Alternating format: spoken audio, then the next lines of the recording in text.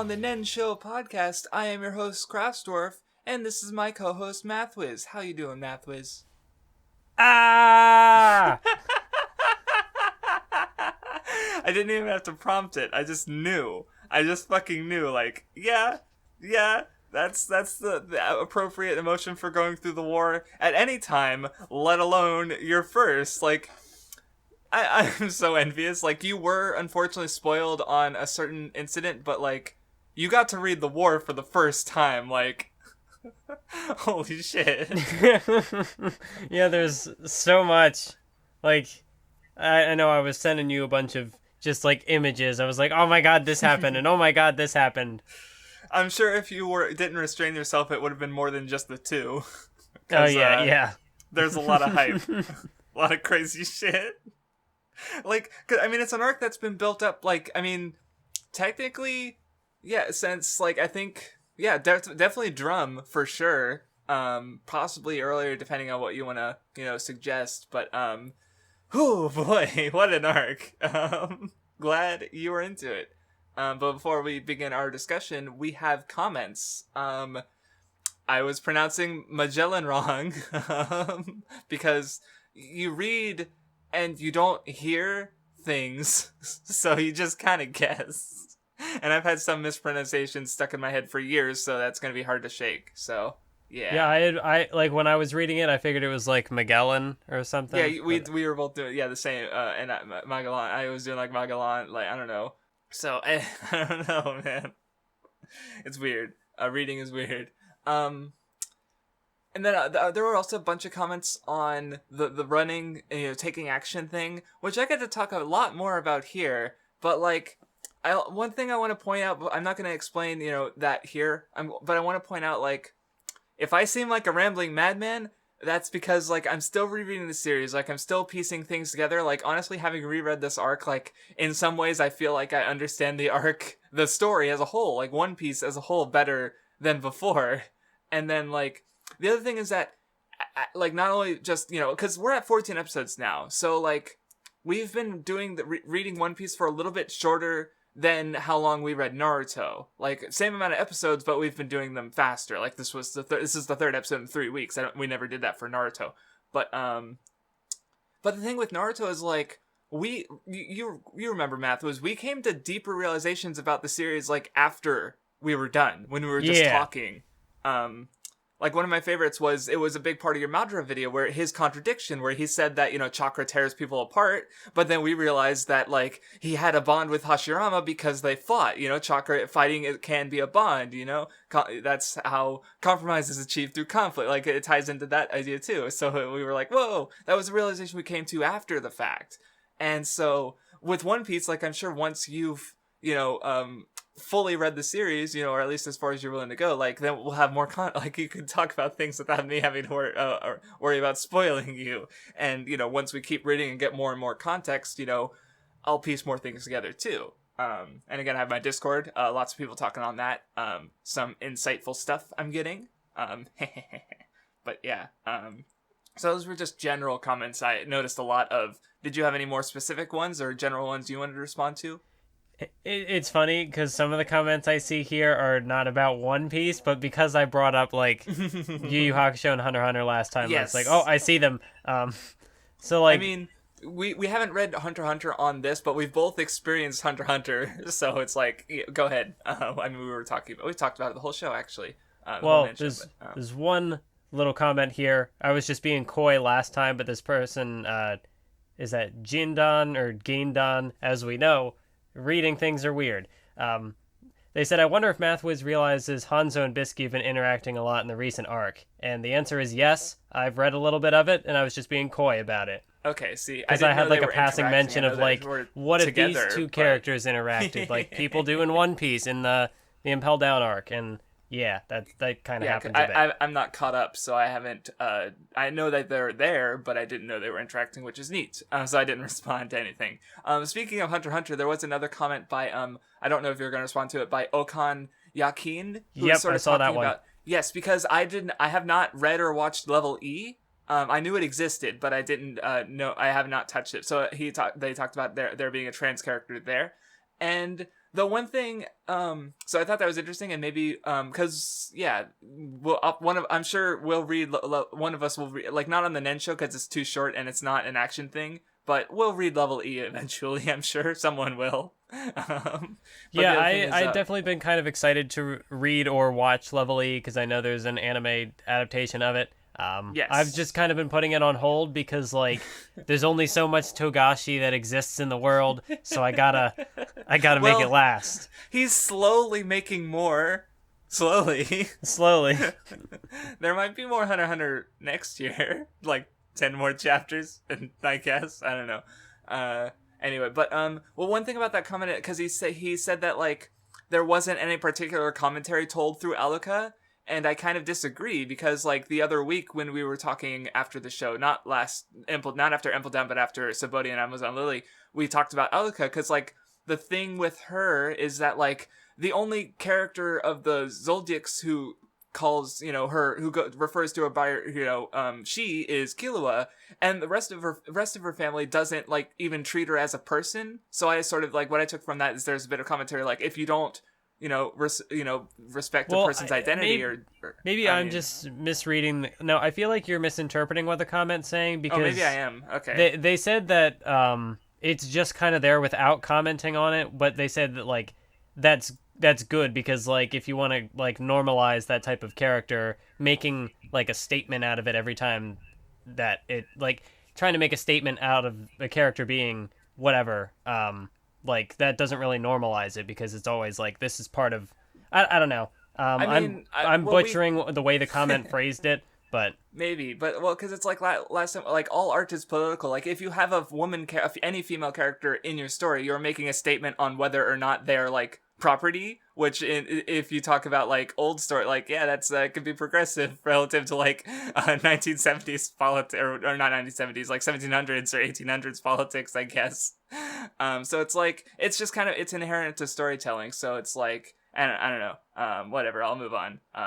To actually talk about a One Piece comment. Karabe, I forgot about this. He had a couple comments. One on Mr. 3's character development, which does come up here, and it's nice.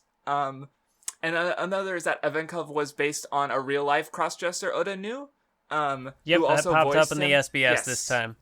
Yes, I knew about that, but I just forgot about it until he mentioned it. And I was like, oh yeah, that was a thing. It's neat. I thought it was really cool how like the character was based on this real-life person, and then like the real-life person ended up, I guess, being like the voice actor for the character in the anime. Which is neat, yeah. Because I've never heard of that personally, like off the top of my head. But anyway, did you have any more comments to respond to? No, I think that basically covers my stuff. Yeah, I mean, there were a lot of people suggesting movies, like One Piece movies, because like at this point you can watch like a couple, like you can't watch all of them definitely because there's ones that happen later, but like most of them aren't even worth watching. So yeah. Yeah, mostly it was just people like recommending the ones that I figured would already be worth watching. Like, oh, watch the Hosoda film. Yeah, and, that's yeah. If I was gonna watch a One Piece film, that probably would have been at the top of the list because acclaimed director and all. Exactly. All right. But still, thanks everyone for their suggestions. I will.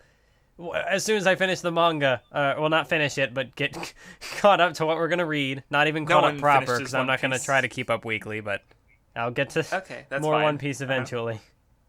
No one ever catches up to no one finishes One Piece. You just can't.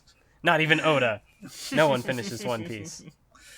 All right, moving on to the discussion. So, right before the war, we get like a bit of scenes from every one of the seas, south, east, northwest, and the Grand Line, just seeing just common folk sort of comment on, the whole situation, kind of, noting the scale of things is nice, because it's like the whole world is waiting for this war with bated breath. Like, it's just neat. Then we see all the participants, we see the warlords, we see the Navy, Marines, we see the admirals. We get a first look at Akainu, for real.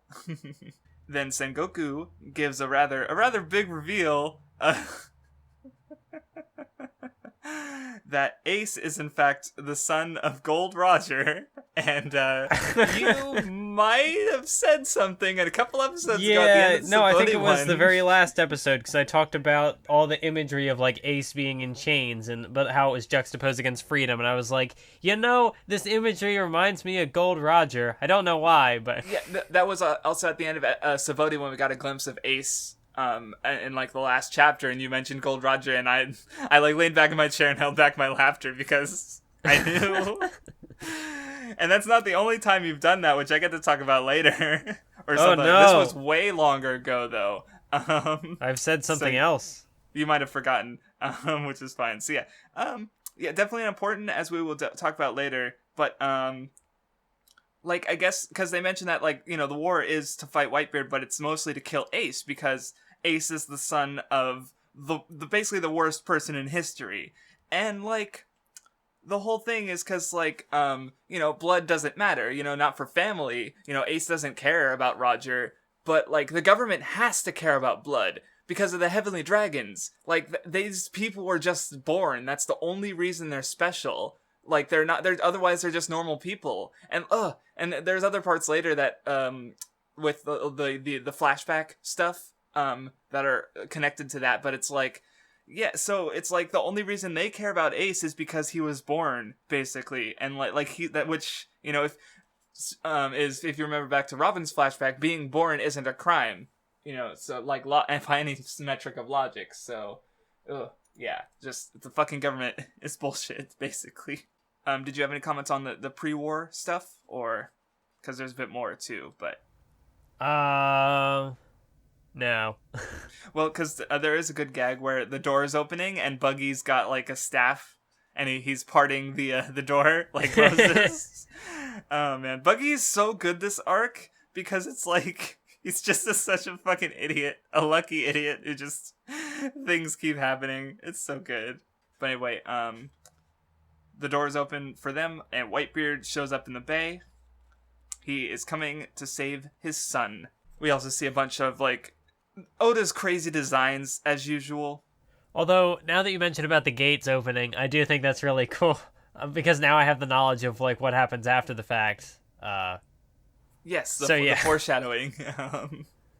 It's like, oh, why did the gates open for us? I thought they weren't. We don't have anyone on the controls this side. So yeah, also we get a flashback to Ace on Whitebeard's ship. And I thought that one was fun. Especially like, well, because like he kept trying to kill Whitebeard and no one gave a fuck. Because they're like, he's not going to be, like, yeah, you're not killing Whitebeard. Oh, man.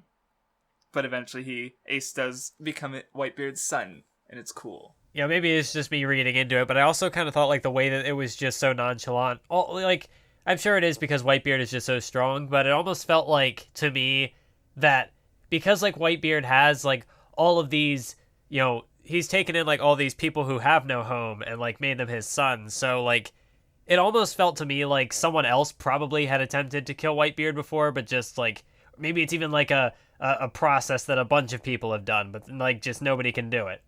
So it's just normalized.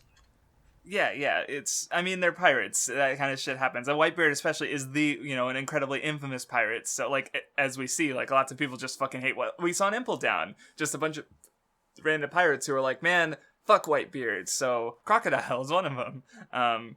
So, yeah. But yeah, that's how I'm going. I'd like to think that that's also that's also just how the crew goes. So that's how I'm going to interpret it. Yeah. Oh no, someone else is trying to kill Whitebeard. It happens. So yeah, I'll see the one fucking panel where like, hey, Ace is like, hey, Teach, why don't you become the 2nd Division Commander? You've been with Whitebeard longer. And he's like, I don't have those ambitions. Fucking lying ass piece of shit. Fuck you, Blackbeard. But then, I did think it was kind of interesting because like, we see that because if you remember back when we first saw Whitebeard and he was arguing with Shanks and later on at Ennia's lobby, or after Ennia's lobby rather, because he was like, Blackbeard sullied the name of his crew, so he had to be terminated. But like then we see it's that like Whitebeard was actually going to let Blackbeard off because he had a bad feeling about this. That wasn't unjustified considering where the story is at. But, like, so Ace, didn't want Whitebeard's name dishonored. So, like, what happened is, like, Whitebeard, he was making making a mistake. He was, he was afraid to do anything about Blackbeard. And so, so Ace was going out to protect Whitebeard's name, but like, that's kind of wrong. The kid isn't supposed to protect the parent is supposed to protect the kid. And here we are. Whitebeard is, he's making up for his mistake by protecting Ace. So that's part of it, like obviously he's also protecting his son because he's the dad. He's Dadbeard. So yeah, that was just another thing I noticed. So anyway, Whitebeard's got his fruit power, his earthquake fruit, and a bunch of cool fighting goes on. Yeah, like he can just make cracks in the sky, in the atmosphere, and he just punches the air and it breaks. Oh man! I mean, I really love, like, this was a good chance because there were a lot of it was characters we had seen before, but there were some new characters with new powers, and it's just really cool to see what kind of creative things Oda can come up with, like. Like what are the most powerful devil fruit like things possible, and like you just see with like Whitebeard, like he can just like shake islands and create tsunamis and break like, the sky. This is a world made up of island. He is an island killer. Like he has the most dangerous fruit in this world, like specifically, because he can just say like, that island, I don't like it anymore. So. Yeah, that's kind of I think they said that like he has the power to destroy the world. Yeah. Like I don't think he can literally like destroy the planet, but he can like fuck up anything he wants, pretty much. Like, ooh. But yeah, and then we see all the division commanders and the admirals. Everyone's going fucking wild. It's cool. Like Marco's he's a phoenix. So anyway, I guess the first real event of the war is Little Oars Jr. In a very blatant display of power scaling, Oda introduces a character who's similar to someone the Strahds have already beaten. Like, literally, he's basically Oars with a weapon, and he just gets fucking wrecked by all the warlords, pretty much. The one thing I want to point out is if it's like, because it's like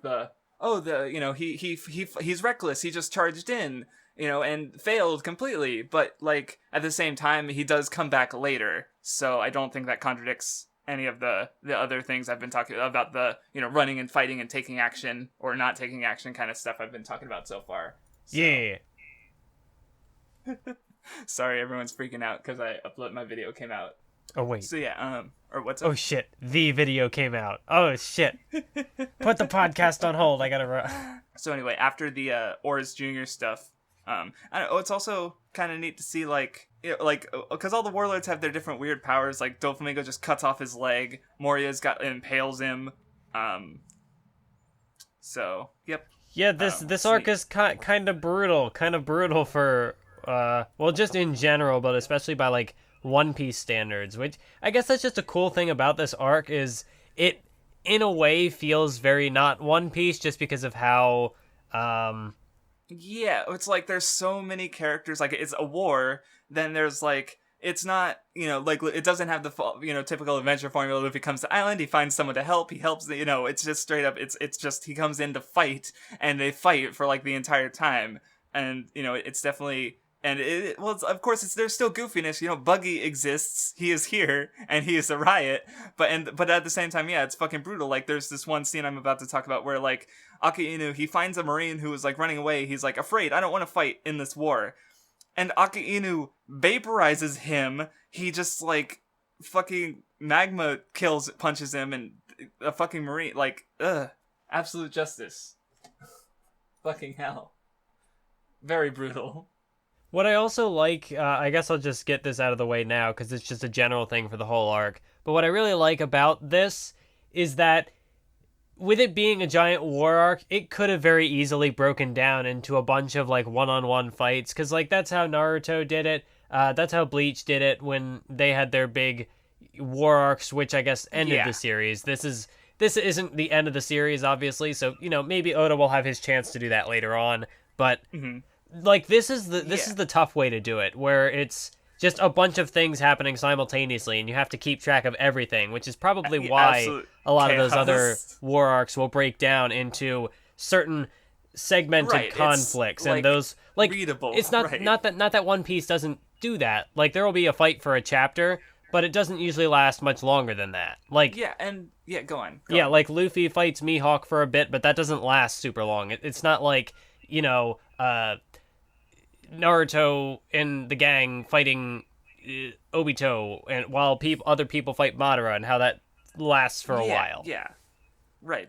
Because it's like, because another thing is that because some people actually because we don't get full fights. We see characters like clash briefly, but no one is. It's like most decisive battles are ended in one hit or one or two hits maybe. Like Whitebeard takes out Giant Jack and Ron's the Masked Giant. Like, he just knocks him out in one fucking shot.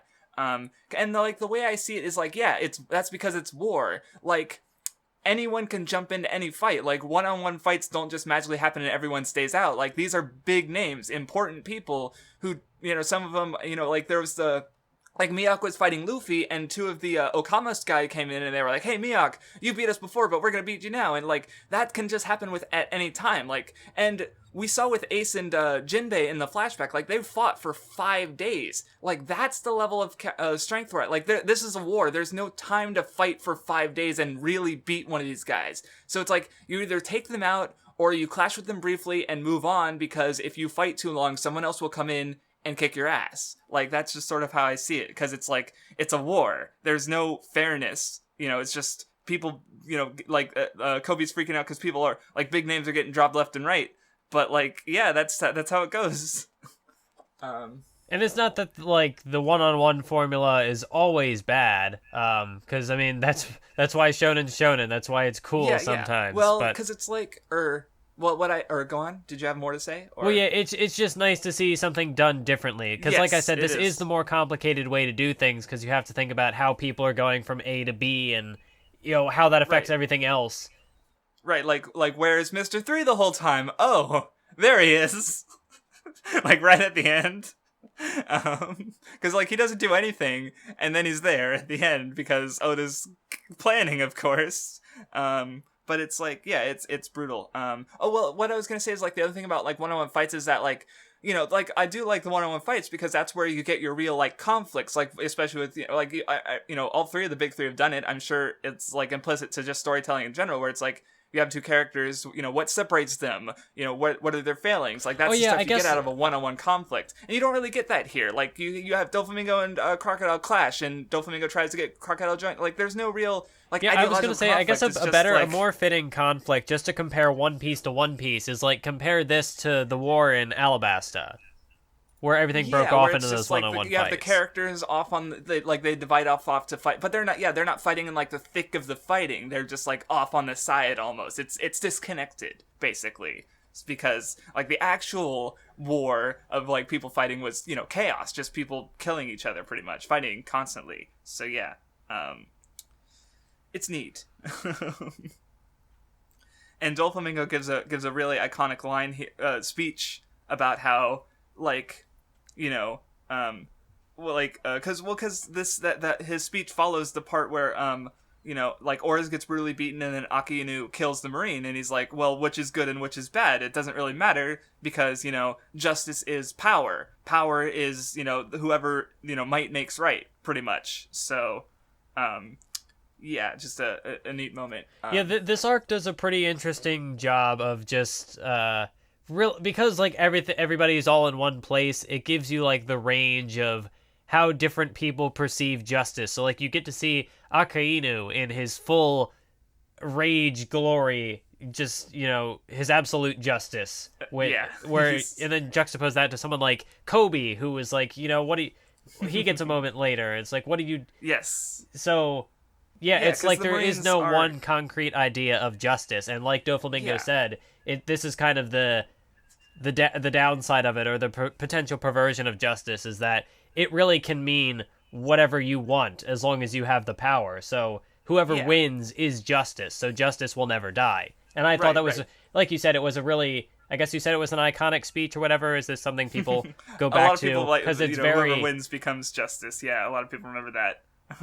Yeah, because I have my screen caps here, so I'm keeping an eye on you, Doflamingo. I see what you're doing.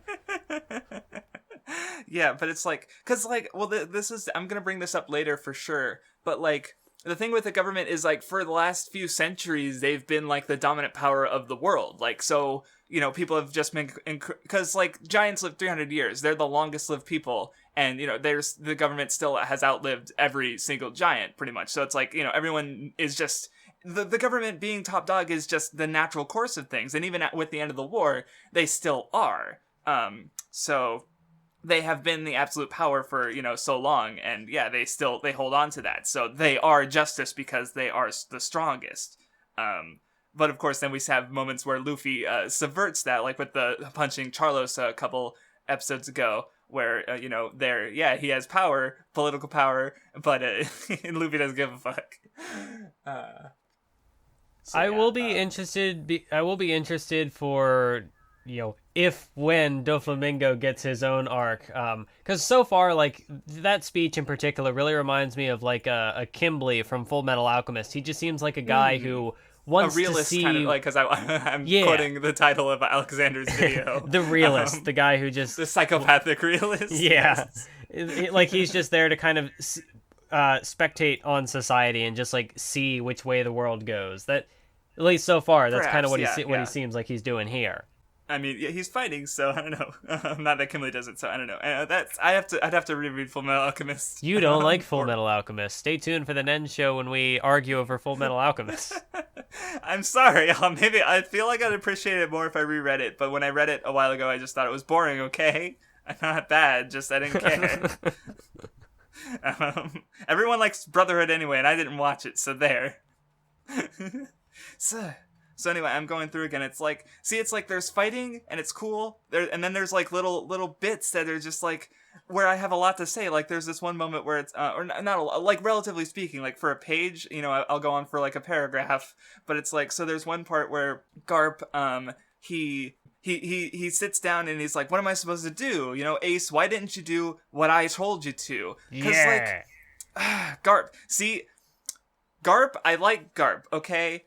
But I don't agree with him at all. Because, especially considering the story's idea of family. Because he values, Ace and Luffy like they were his grandkids.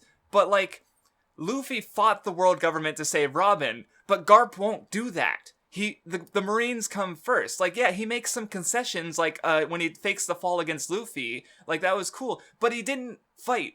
Like if you really care, like, the government comes first and his family comes second. So it's like, I get where he's coming from, because he has the responsibility of his, career on his shoulders. But at the same time, what was it at the expense of? Ace dies. I spoiled it, but we're going to talk about it later. But it's like, it's like, I just don't really agree with Garp. Like, I understand where he's coming from, absolutely. But, like, I do think that's interesting, because One Piece, tends to place the idea of a found family, at least so far, seems to place like a found family, the family you create, over the family by blood. So it is interesting to have a character like Garp who says that his loyalties lie with the Navy, and he's had actions that have kind of gone against family for that sake, but at the same time, a lot of what he does, like when he found Luffy in Water 7, you seem to kind of make the case that he was maybe going a little soft on Luffy, like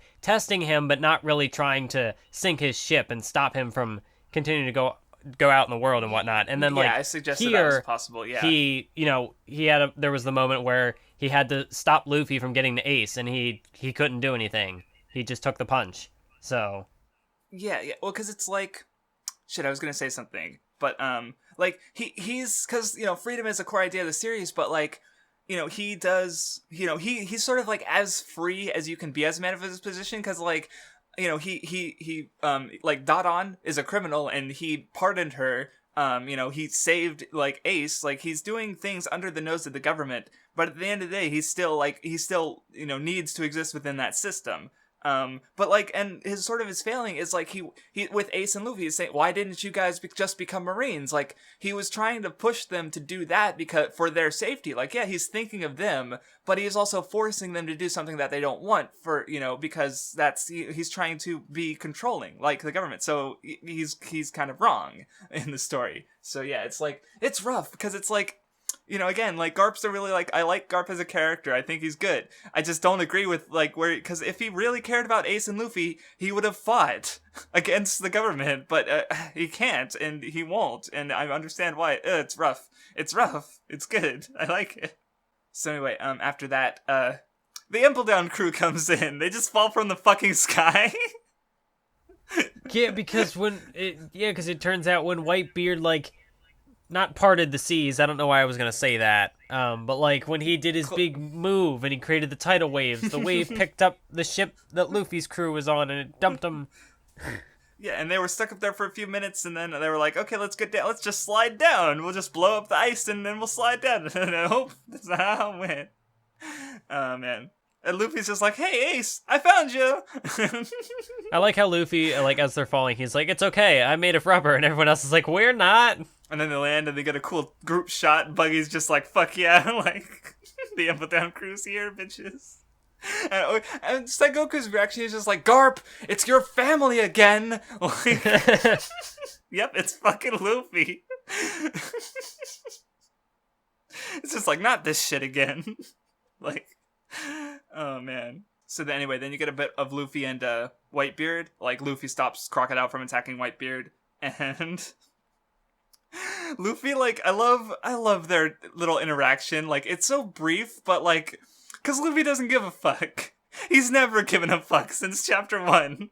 So here he is against, like, the strongest man in the world, a demon who could destroy it, and he's just like, I'm gonna become Pirate King, not you.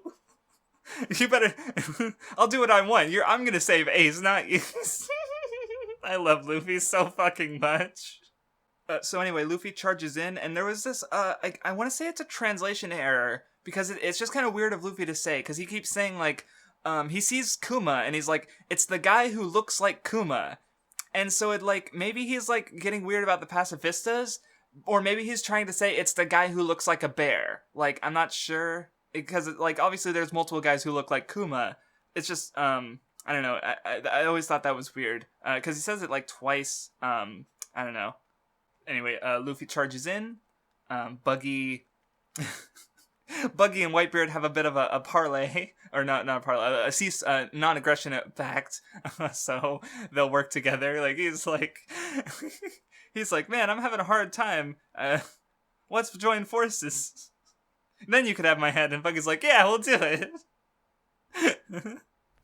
I did, like, kind of reflect on this conversation, knowing, obviously, what the outcome of the battle is, and so, like, just seeing a comment from Whitebeard, like, oh, you can have my head after the battle, I just think is kind of interesting, because, like, I'd imagine he knew going in that he probably wasn't going to survive. Yeah. So I never thought about that. Yeah, that's true, because it's like he's giving Buggy something that he never intended. Like, obviously he never intended to give him his head, but it's like, there wouldn't even be the chance for Buggy to try.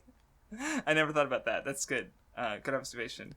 Also, I do think Buggy's role in the story is sort of interesting, because, like, he is a threat for how non-threatening he is, but, like, he is so, like, he can be so easily manipulated by someone like Whitebeard, or just anybody, really, manipulated by his ego, but at the same time, like, he has this ability, kind of like Luffy, where, like, people will follow him, because, right. A, because they're idiots, but B, because Buggy, just, I don't know, has something about him, like, he has all these connections, and he's able to, like, make himself believe in ideas that he, like, when Whitebeard is like, hey, we'll be allies, and then Buggy's like, oh yeah, I'm equals with Whitebeard, we are allies, I've spared him, I'm a man, and so, like, Buggy is, right. like, he's not threatening, but he is, by... Yeah. I don't know how I'm trying to phrase it. He's got, like, charisma. It's like he has no ability to back it up, but because he keeps trying anyway, it works. It just works. Because everything works out for him. Whitebeard even said like Buggy himself isn't a threat, but like he's got all these strong pirates from Impel Down. So like Whitebeard's men, like if they had to fight them as well, it would like they probably wouldn't be able to do it. So like he's able to command stronger people to kind of do his own bidding in a way. Yeah. So that's what makes him dangerous. There are pirates from like level 5, level 4, level, like if the pirates at level 5 have like over 100 million, like they're supernova level. Like he has people like that on his side, like people comparable to like Julie Bonet or Hawkins or Kid, like those guys. So it's like, yeah, he can be a bit of a threat. Like Luffy is one of them. So, I'm just waiting to see when Buggy will become either one of the emperors or one of the warlords. Like I'm just waiting for it. Something like that, yeah, just a big shot, even though we know he's a weak bitch. Oh man.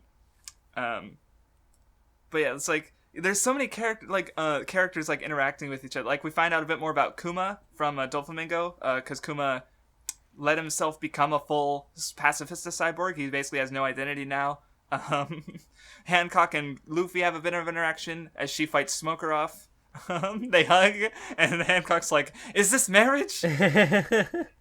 I did like, I think we've gone past one of the things I have here, but there was a big reveal well, not a reveal to us, but a reveal to everybody else on the battlefield that like, oh, Luffy is Dragon's son. And there's just this panel of Mihawk. Yes. He's like, nothing would surprise me at this point. I love that panel because it's just exactly. It's like how Luffy's just how many times can you be surprised by this little shit? Like Mihawk's just like, yeah, whatever. Like it's so good. I meant to mention that one, but yes, I love it. But yes, I did like the little interaction with Luffy and Tashigi and Smoker. That was cool. Smoker's my One Piece dad. I love him. He's great. Yeah. And also when Luffy came in, they were like, huh, Luffy and Crocodile working together. That's a weird combination. Yeah. It was good. But yeah, like the moment with I'm forgetting her name. The moment with Boa Hancock was also really cool. She snuck him the key, so which turns out to not be that useful. Fucking Kizaru. So anyway, there is Luffy meets Mihawk again, and Mihawk doesn't hold back. So it's kind of cool that Luffy's able to like he can't get an attack off. Like I love the bit where Luffy is about to attack, but he like visualizes his arm getting cut off, and he's like, better not. Yeah, that was cool. Yeah, and I also love the bit where Mihawk just cuts the iceberg, like Luffy bends backwards to dodge, and you see the iceberg. It's like, God knows how far away, and he just like slices the whole fucking thing. Like, god damn. Oh man, because I gotta point this out again. Like I pointed it out back when we first were introduced to him.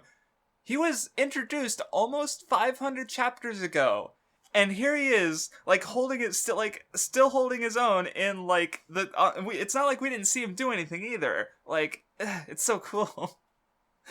Oh man, I really like how One Piece has handled its power curve, because here we are seeing like the strongest characters in the setting fighting pretty much, and it works. Like it's all like there's no like wait a minute, shouldn't that guy be this strong and that guy be that strong? No, it's all consistent. Like even seeing Crocodile go up against like Diamond Jozu or Doflamingo, it's like he's a Logia. He's pretty damage resistant, so it's fine.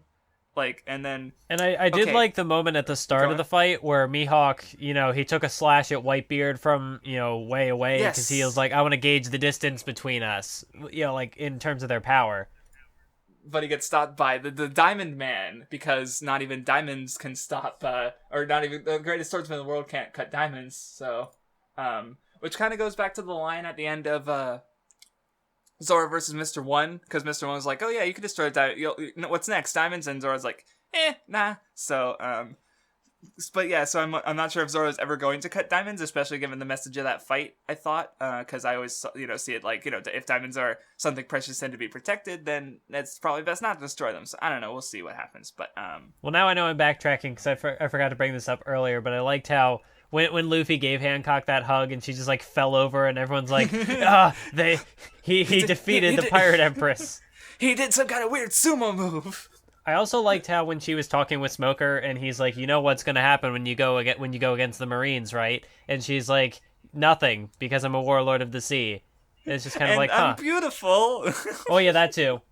She's also beautiful, Mathwiz. You can't forget. Cannot forget that. Being beautiful means you're immune from all crimes. Oh man.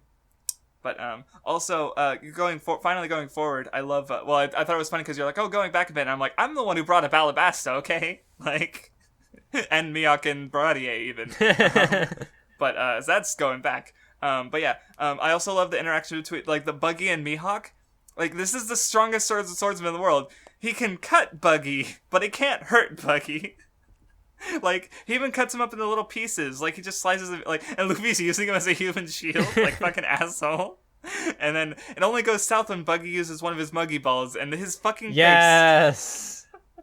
Just the face. Buggy's just like a goofy face generator, which I want to bring up later because he makes so many good faces this arc, and that's one because he's just like staring at the Muggy ball that was bounced back to him. He's just like, oh, I've made a huge mistake. Top 5 pictures taken before disaster. So anyway, and then we get one of the I can think of 3 instances of this off the top of my head, where Miyake, because shonen protagonists in general have the ability to gather allies, you know, especially like Goku. He's got Piccolo and Vegeta on his side. He beat them up, and now they're on his side. You know, so it's like, and Mihawk comments on Luffy's ability to do that, where it's just like he possesses some quality that people want to help him. And I love how he says it is like, in these waters, it's the most formidable power of all. Like, in other words, friendship is the strongest. So it's just like, well, because like it was also brought up with Lady Chio and for Naruto, and I also in Aikatsu, which is an idol anime. But no, I'm not. The main character has that too. They mention it, and it's neat. Oh, and it's also in Nausicaa of the Valley of the Wind. That's the oldest example I know of them like actively bringing it up. So it's a trope and it's cool. But I thought the power of friendship was cliche. I thought it was a bad trope. Fairy Tail is actually good. Sorry. I have to delete all my old videos now. I am seriously though, I'm curious about rereading Fairy Tail because my like standards for like, you know, differentiating between like what makes a story work and what my own personal like preferences like have changed a lot since doing those videos. So I don't know. I might have good things to say. Stay tuned for the Fairy Tail Nen Show when Craftsdwarf actually gives it a 10 out of 10. I mean, I do think I was definitely wrong on some points, but there's also other things I didn't get to bitch about, so we'll see what I have to say. Oh, man. So anyway, the pacifista units come in, with Sentomaru, and Sengoku keeps trying to cut off the feed of everyone watching. But Buggy's group gets one of the transponder snails. See, and I always think that's funny because because I was just saying that Buggy's like a goofy face machine, but the face he's making during those moments is actually like super normal, and it's almost jarring, and that's what makes it like funnier to me because he's just like he's so like his eyes are all, like slightly like they're not like super wide open, they're just like he just looks so normal, but it's Buggy. He doesn't look normal at all. So something about that just like, oh, it's me, Buggy. Like I love that part. Oh man! I like how they're like, no, that was a bad take. There's blood running out of your nose. Do a second take. Even though they're live, it's a live feed. Aren't you the great Buggy Pirate great pirate Buggy the Clown? That's right, it's me. Like, oh man! I just want to see what the bounties are changed to. I want to know how big Buggy's bounty is now. Oh man! All right, so anyway, that's happening. Buggy is stealing the show, and they're just like, we want to see literally anything else. The crowd in Sapporo, they're like, no, I don't want it. Anyway, then we get a moment that you had a bit of a reaction to. Yeah. Vortex Spider Squad comes in and he's like, hey, Dad, we're fighting, right? Oh, I'm gonna stab you. So, what were your thoughts? Well, because you reacted, so I'm curious. When I was reading this, because I spread out my reading over a few days, and so I was reading this, and I was like, okay, I'm going to finish on this volume. And this was how the volume ended, with Whitebeard getting stabbed out of nowhere by some guy we've never seen before. I'm just like, what the hell? Oda. He was actually in the big spread of all the allied captains. There's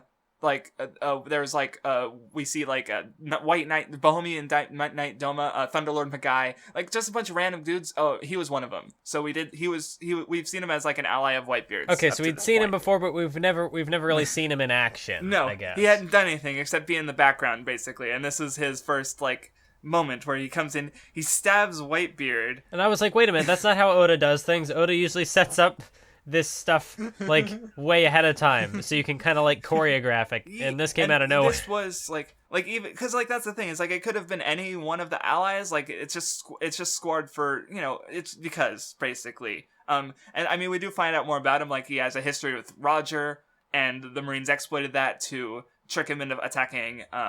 They feed him the story about how Whitebeard's gonna sell out the 43 pirate captains who came with him, because they're from other crews who are just allied with Whitebeard's crew.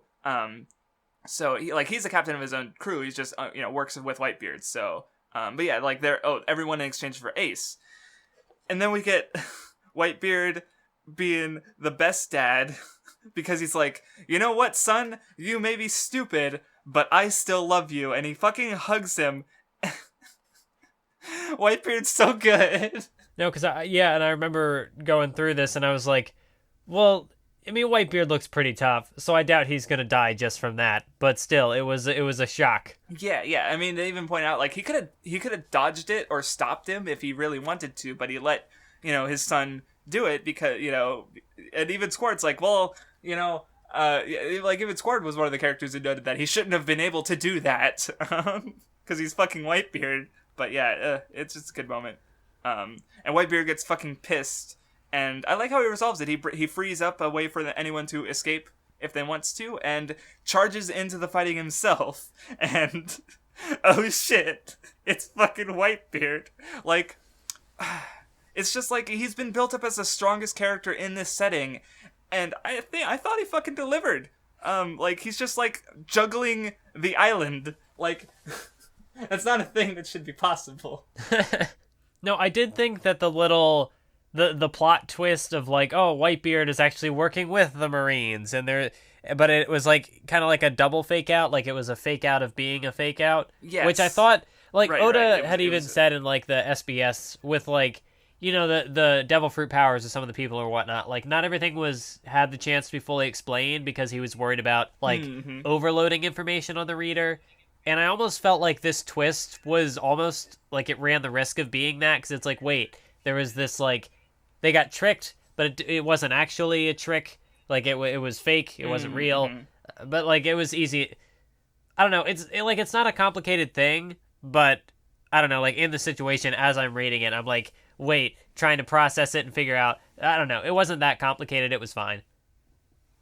Yeah. But it's a good I think the easiest part is that, or the help is when it turns out oh no, it wasn't real. Then it's okay, that information I can discard it. It avoids the information overload by okay, wasn't important. And I guess it's a good way to show how sneaky Sengoku could be, because they had said there was the information about oh, we're moving up Ace's execution, and that was to try to throw them off, but Whitebeard didn't buy it. But then, here you see another little ploy that the Marines were working with. Maybe Sengoku is behind it. So, it's a way to show how sneaky they can be. So you gotta watch out for that misdirection. Yeah. Right. Well, because he and Suru, the old lady vice admiral, they've been built up as strategists. So if they did nothing, it would be kind of they're supposed to be smart. By One Piece standards, that's not a high bar, but. As we've talked about. But yeah, I also really like how he draws a Whitebeard fighting a giant jack, where he's the panels are tilting because Whitebeard's turning the world because he's fucking Whitebeard. Yes. Man, it's just cool. And I also like the panels, we see one later too, where it's Marineford's the ocean is divided into rings somehow. It looks cool. It doesn't make any sense, but it looks cool. So anyway, also we get after Whitebeard enters the fight, they talk about Whitebeard's attack missed the platform, and we see that the three admirals raising their hands. This was never explained because again, like information overload. I just assumed like hockey negates it because it can stop fruit powers somehow. So they just do it. That's how they did it. I guess I don't know. That's all. I don't know. Did you have a thought on that when you read it? Well, because then there was like a bit of bickering, like, oh, it didn't properly work fully because something your ice, and it's like, no, but you melted my ice or something. Yeah. Well, okay. See that conversation is because they Well, I think what they're kind of talking, because the plan was for the siege wall to set it up, and Whitebeard's like now fighting, like they were because that's what Akinu says is we didn't get the wall fast enough, so it's like they had to block the platform because of they weren't fast enough with getting Whitebeard trapped with the siege wall is what that conversation is kind of about. Though since you mentioned that conversation specifically, I had this in mind. And I also thought about the Shiapoof Alexander video because he brings up a comment where there's like a conversation that Meruem has with his royal guards and like, oh, the responses of each of the guards matches their sort of like, some of their ideals. And that's kind of what I got from this bit, actually, where each of their little quips when they block the wall sort of represents sort of like how they feel, because it's like, Aokiji says like, the walls didn't get up fast enough. It's the government's failing because, he kind of disagrees with the government in some ways, even if he fights for it. Akinu blames Aokiji. He blames, the failure of the Marines. Like, the system isn't wrong. It's the failure, Marines who aren't able to live to the system. The absolute justice. Like, that's why he killed the other Marine earlier. And Kizaru just blames anyone but himself because he's a lazy fuck. So... Like, I don't think he has any particular disdain about against the system, but yeah, I don't know. I took that from that little exchange, and I thought it was neat. So anyway, the siege wall comes up, mostly. Ors Jr.'s body was getting in the way. Also, we see, we cut back to Sabaody, and we see that all of the supernovas, they made it out, like, because we heard... at the end of Amazon Lily that, like, Kizaru arrested a bunch of pirates out of, anger for not being able to capture Luffy, but the supernovas were not among them, even though he beat up, like, fucking 4 of them. Yeah, I thought that was interesting that, the ones that had gotten beaten up by Kizaru still managed to escape. I kind of thought, like, oh, they got beaten up here, so they're probably just done for now. They're fodder. Those are the fodder. Yeah, because I remember you mentioned some of these guys seem like fodder, and the ones who got beat by Kizaru, those are high probability of being fodder. Yeah, I understand. Though we also have a couple unusual reactions because Jewelry Bonnet is crying for some reason, and Trafalgar Law says that get the ship ready, Beppo. That's not going to become relevant at all. So anyway, the Marines, continue to enact their plan to boil the Whitebeard pirates alive in the bay. But because of oars, they're able to, keep fighting pretty much. Like, because that's the whole thing is, keep fighting, or if you, take action, the miracle might happen. So, like, that's what I took from Oars. Like, yeah, he failed earlier, but, like, he didn't give up, and he was able to, help in this decisive moment. And then, like, even with Luffy, he's, like, he's physically can't move. And, like, oh yeah, or was that? No, that was later. And he asks for Ivankov to give him more help well, because it's interesting, because Ivankov doesn't even, like, he's just kind of like, I don't know, because he doesn't want Luffy to die. He needs, he's doing it, he cares about Dragon, so he doesn't, like, I'm not going to let Dragon's son die, but Luffy wants to fight. He wants to rescue Ace no matter what. So it's like, and Ivankov's almost like forgetting what he said last time, where it's like, because if Luffy keeps fighting, like, maybe a miracle will happen. And, there's more to mention about that later, but yeah, he does eventually, like, cave and give Luffy what he wants. Have it your own damn way. Because that's Luffy for you. He gets his way, because he fights. But anyway, Luffy gets launched over the wall. Everyone else sort of moves in. But yeah, there's another moment I like where, like, Aokiji's fighting Whitebeard, and, like, Whitebeard, like, tries to stab him through the chest, but, like, what I was assumed happened is, like, Aokiji, like, broke his chest to make sure that Whitebeard, because, like, hockey negates fruit powers, so it's like, if he had actually, like, broken through, like, Aokiji's ice, it would have actually, like, hurt him, because, he with hockey, he isn't an Iceman, but so I always imagine, like, he separated the ice in him, or he made a hole in him, or something, like he broke it, or he just let it, deform, sort of, like, because he's a Logi, he's still able, he's just like, it's like a fine manipulation of his body that allows him to not die. So, I always thought that was a neat little exchange, because, like, honestly, like, him and Kizaru don't really take any damage in this whole fight. Like, Aokiji got, like, broken a few times, but he's an Iceman, it doesn't matter. So anyway, Luffy, he charges into fighting and immediately gets, like, wrecked by some vice admirals, including, and then Kizaru, because, fuck. Like, one of them doesn't even have a name. Like, one of them is Momanga. The other is Dalmatian, who he's named, like, in, like, extra information. He's got the like, he looks like a Dalmatian. So, very, very creative naming there, Oda. It's just, like, I always was struck by that, because it's, like, yeah, he just comes in and helps beat the shit out of Luffy. Like, oh, I skipped ahead earlier with the Luffy arguing against Ivankov. Oops. I'm all over the place. This arc is chaos. But yeah, Luffy is beaten for the moment. Garp steps in and punches a phoenix. Don't get to punch phoenixes very often. Oh yeah, so, and we get a little moment from Ace that's kind of interesting, because, like, earlier he was like, if someone, if the blade comes for me and, I'm not going to resist it, or if the hand comes for me, I'll reach out for it. Like, he sort of decides to accept his fate no matter what it is.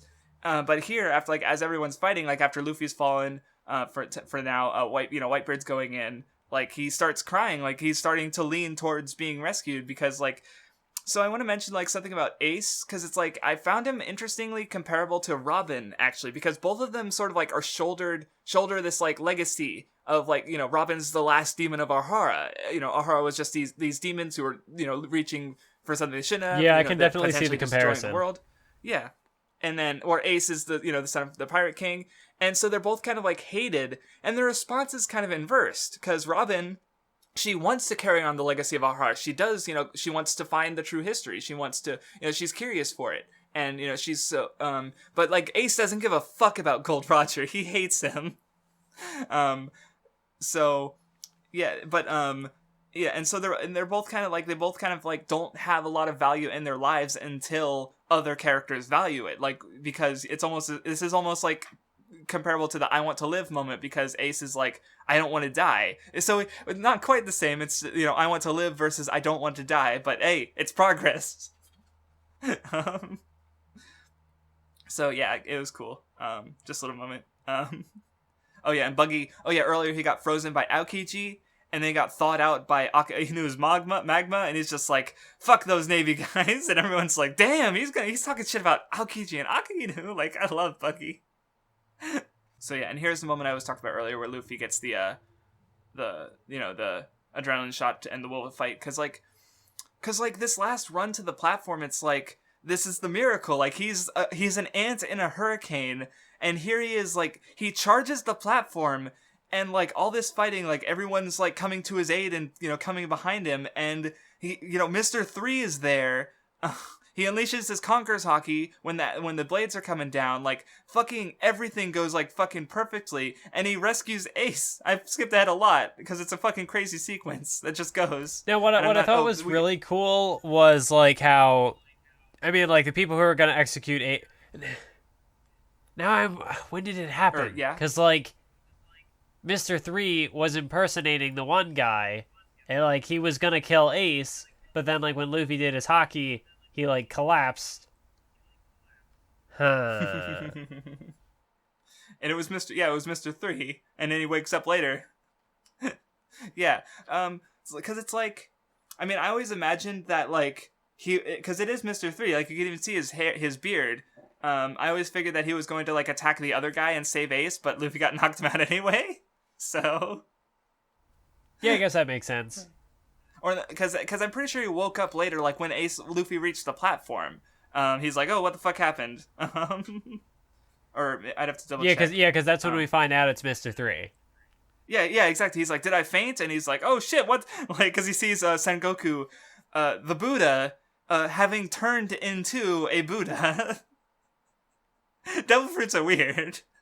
when we did get the Garp moment we talked about earlier, because it's like we get little flashbacks of him remembering younger Luffy and Ace. Now here's the thing with Garp I don't quite get. And maybe it's just a little art inconsistency, but like in some of the flashbacks with Luffy, he has like, black hair, black beard, but like then there's some where he's got like half gray, half black, and then there's some where like he's with young Luffy, but he's got all gray. So I'm like, what's the timeline here with like his aging? It might just be an art inconsistency. Because because we see him in the flashback and he's got like the gray sideburns. Or maybe it's the other way around. Because that's a good question. On Oda, you hack. You couldn't keep Garp's hair straight. Yeah, because it's like in this one panel, like he's got gray sideburns, but now that I mentioned it, I think I do remember later he had more gray than black. So, because I think, so yeah, that might be an art inconsistency. I'd have to check forward and compare. Maybe I'll notice it when we go back through. But anyway, well, yeah, because that's when I noticed it. Because like just looking at this screenshot now versus the kind of extended flashback we get later, and like Luffy seems to be around the same age in those flashbacks. Yeah, well, because like I'm pretty sure how it should be is like Garp has gray sideburns. Is like he has like mostly black hair. Like when because he also had that in the Rouge flashback when we see Ace's mother, and earlier when in Impel Down. When we Garp or Gold Roger asked Garp to, or I assume a prison. I never thought about it actually. Maybe it mentioned it was Impel Down or not. I forget. But yeah, so it's like at that point he should have more black than gray. But I think like 7 to 10 years later, when Ace and Luffy are kids, he should have more gray, as I think he does in the later flashbacks. So yeah, it is possibly an inconsistency because he does have more black than gray in those panels of these flashback panels in the Garp moments. So. I'll double check when we get there, though. But anyway, so yeah, because it's like, and yeah, here it is. Like Luffy, he keeps fighting. Like he's using the adrenaline from Ivankov, and the miracles keep happening. And there he is. He saves Ace, and it's so cool. I thought it was kind of cool that we got like the cliffhanger of like Kizaru destroying the key, but then because Mr. Three's there, like Mr. Three. Like, the prisoners from Impel Down, like, there's a reason why it was these characters, because, like yeah. Mr. 3 is continuing to be relevant even after escaping. He's got such a... It's like, this is the most specific situation his power could be useful in. They need a key. Oh, look! A man who can make keys! and it frees Ace, and it's great. Oh, man. And I also like the panel of Ace, like, grabbing Luffy by the collar and, like, holding him as they fall, like... You never do as I tell you, and you get into trouble. Like, he's just being a big brother. And this gives me the opportune moment to say that the site that I was reading this on kept cutting the 2-page spreads in half. So right. This was simultaneously, like, one of the best experiences reading One Piece I've had, while also being one of the worst. Because there were so many 2-page spreads. Like this arc is crazy with those, and yeah, that could be... I imagine that being a giant pain to read. Oh, I forgot about that. So I get to go, like... I'm gonna have to buy more One Piece so that when I inevitably revisit this material, I won't have to worry about things being cut in half. But I will say, again, like, that's just another cool... If you do it, start with the later arcs, and then you could read those with your physical volumes for the Nen Show, depending on when you buy them, and then come back and buy the stuff you're missing. just a suggestion. So then you don't have to go through reading online again. Well, yeah. Because, yeah, that's gross. But, this is another just cool thing of Oda being good with his mangaka-ing, is that, like, this is the biggest fight we've had in the series thus far, with so much going on, so, like, it makes sense to convey that gravitas with these big 2-page spreads, and, like, there would just be so many of them back-to-back, like, here are all the character introductions, and then here are all the battle scenes. Yeah, Oda needs bigger pages, like, to get it across, like... No, actually, I joked about that just now, but, like, there's actually, like, a color spread for a movie tie-in that's actually, like, fold out. Like, it's like a 4-page color spread. Jeez. I have one of the color... Because he does, there's color walks, which are compilations of the color pages in, like, full size, like, bigger than the volumes, and I have one in Japanese, and it has that one that's fold out, and it's like a 4-page cover spread. or color spread, so it's something. So he needs bigger pages. Give this man a different magazine with physically bigger pages. Shonen Jump 2, just One Piece. No, I don't know. But it's also really cool to see the two fighting together because like they haven't met in like they met back in Alabasta, but they haven't really fought together for like 3 years. You know, no, actually 6 years. No. Yeah, 3 years, because Luffy, or more than 3 years, because back when Luffy was like 13, 14. Like, that was last time, and yet they have like perfect teamwork. Like, I love the move where like Luffy's about to get slashed by Marines, and he ducks down, and Ace like, pushes him down, and, he gets slashed in half, but he's fire, so he's okay. And then they just kick so much ass together, and it's fucking rad. Yes! Although it was kind of tragic going through these moments because I knew the spoiler with Ace. Yes. So like I was seeing all this and I was like, oh, I'm happy to see this, but at the same time, I know what's coming. You know exactly what's coming. So anyway, while that's going, that happens, and Squard comes in. He takes a ship and he tries to he kind of he's a bit of a parallel to Ace in a way because he's like a child trying to like act in like because that's what Whitebeard what Ace got Ace in trouble because he was trying to like act in Whitebeard's name and he's like I'll fight Blackbeard because you won't, and now Squard's like I'm going to sacrifice myself. But no, again, it's the parent who sacrifices himself for the child. So Whitebeard stops him because he's not making the same mistake again, pretty much. And even then, he says like, then that's the moment right after that he says like, it's time for us to part ways, my sons. You must survive and return to the new world. I am a relic. I'm no ship can. Whitebeard's great.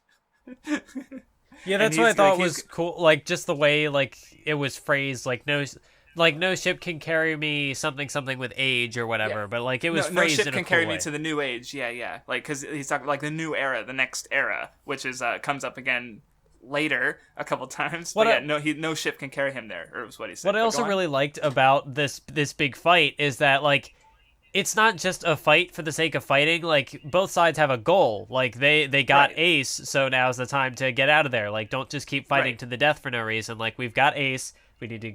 Go away. The fight is to save Ace, so it's like they're doing what the fight. So Whitebeard will sacrifice himself to save Ace, and yeah, that's what's important.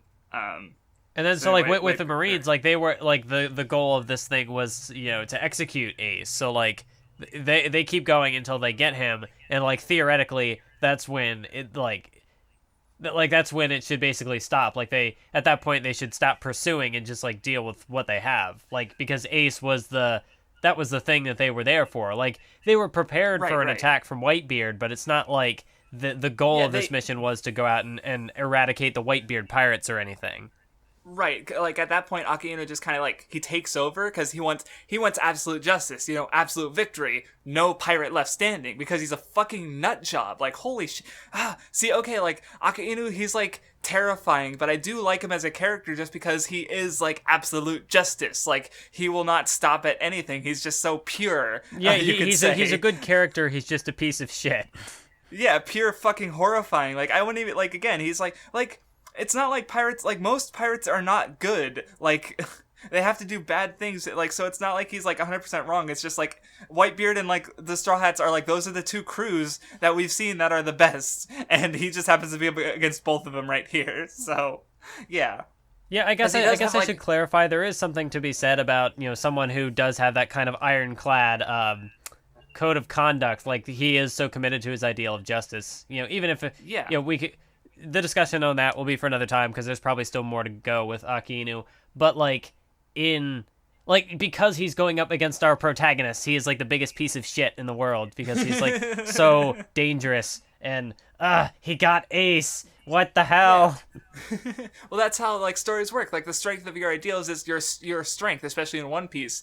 And so he is incredibly strong. Like, okay, I want to point this out because like Whitebeard's the strongest dude in the world.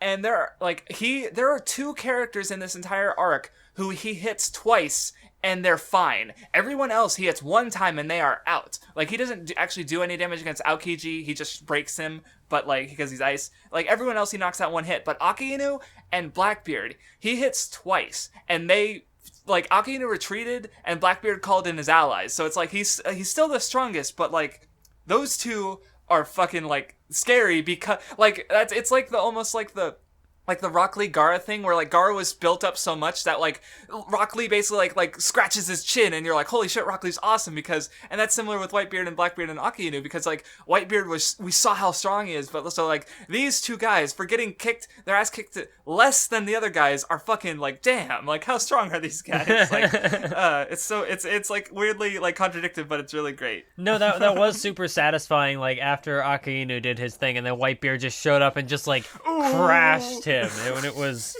we'll talk about that. Oh man. But yeah, so it's like, so now we get a rather controversial moment. I'm curious as to what you think or what you thought in the moment and what you'll think going back to it. So yeah, Akainu is going in, they're here to kill Ace. He's going to kill Ace. He actually specifically promised to kill Ace and Luffy because they're the next generation to the horrible last generation. So he goes in and he starts talking shit about Whitebeard. He's like, oh, you're running, huh, Ace? Whatever. You Whitebeard pirates are cowards. Like, Whitebeard's just a loser. And Ace gets pissed. And he turns around. And, yeah. I've seen some dissatisfaction. I mean, I can see why it would be controversial, because it's like, oh, you're going against, Whitebeard's orders. Not like Ace hadn't done that before, but like... right, that's a good point. So like Ace is being consistent with his characterization there, I feel. And I mean, like, you get the flashback later, which kind of retroactively justifies it more. Exactly. That's the big part that people seem to forget somehow. I don't know. Well, but again, like, because like the flashback only happens after this, like, I mean, it's Oda, so I trust what he's doing. Like, I think he's generally really good with characterization, so this one moment of like, oh, Ace has always been this way, and I'm only showing this after the fact, it's okay. But like, I don't know, like, I didn't really have a problem with it in the moment. Okay, like, obviously, like, good. From a common sense perspective, I'm looking at it, it's like, Ace, what are you doing, you fucking idiot? You didn't want these people to, like, these people are here to, like, give their lives for you, and you were like, no, don't do that, just let me die. And now you're like, he was grateful, and then he's, like, going back on that, to go back. So, yes, in a sense, like, as the reader, I'm like, no, you moron, let it go. He's provoking you. You're playing into his hands. And sure enough, Ace gets the consequence of that later by dying. See, because it's like, because the later stuff recontextualizes this so well, because it's so perfect with how the story is handled, both like self-sacrifice and family. Because like, so I might have said before, it's self-sacrifice, like, oh, it's not the answer, it's never the answer. But then like, I that's again like not looking at the whole picture, because like that's wrong, because like there is one self-sacrifice that's more or less okay, and that's when the parent sacrifices himself for the child. Zeph, Belmare, Hiroluck, Whitebeard, Ace is Luffy's guardian, and that's why he protected Luffy, because like when you get the okay, see, like I definitely tear up a little bit when Ace says like thank you for loving me, like his last words. That got me to tear up a little bit. What destroyed me was Sabo's letter, like later on in the flashback to Ace, where he said like, it's weird that there's two older brothers and we don't know which is the oldest, but take care of Luffy.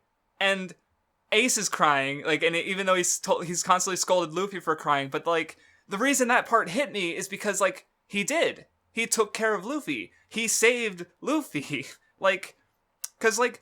Okay, and the thing with Luffy is because, again, there's the whole taking action thing. Like, Luffy, he's, like, when Ace, like, stays back, Luffy just keeps calling to him. Like, he doesn't do anything. Like, and yeah, he kind of, like, moves at one point, but he falls. So he's, like, he doesn't have, like, the strength or willpower to do anything. Like, he's not capable of acting. He needs to be protected. And so Ace, like, utterly succeeds. He protects Luffy. He just has to die to do it. And it's fucking... it's rough. It's fucking rough. Like, Jesus Christ. Yeah, I was gonna say, like the. Go on.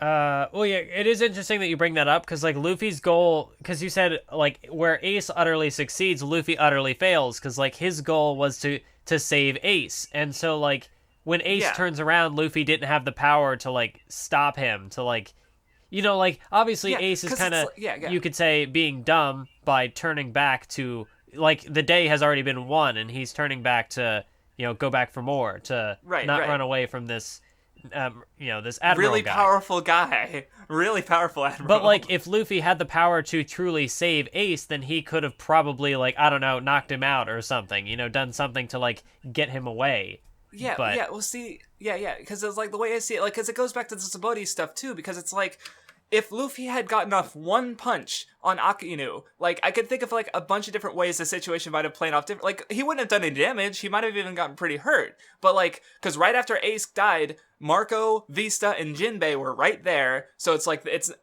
by showing that he could still fight, he shows Ace that he doesn't need to be protected. That he's so now Ace doesn't have to stay back. So it's and then after Ace died, who was on the scene but Whitebeard?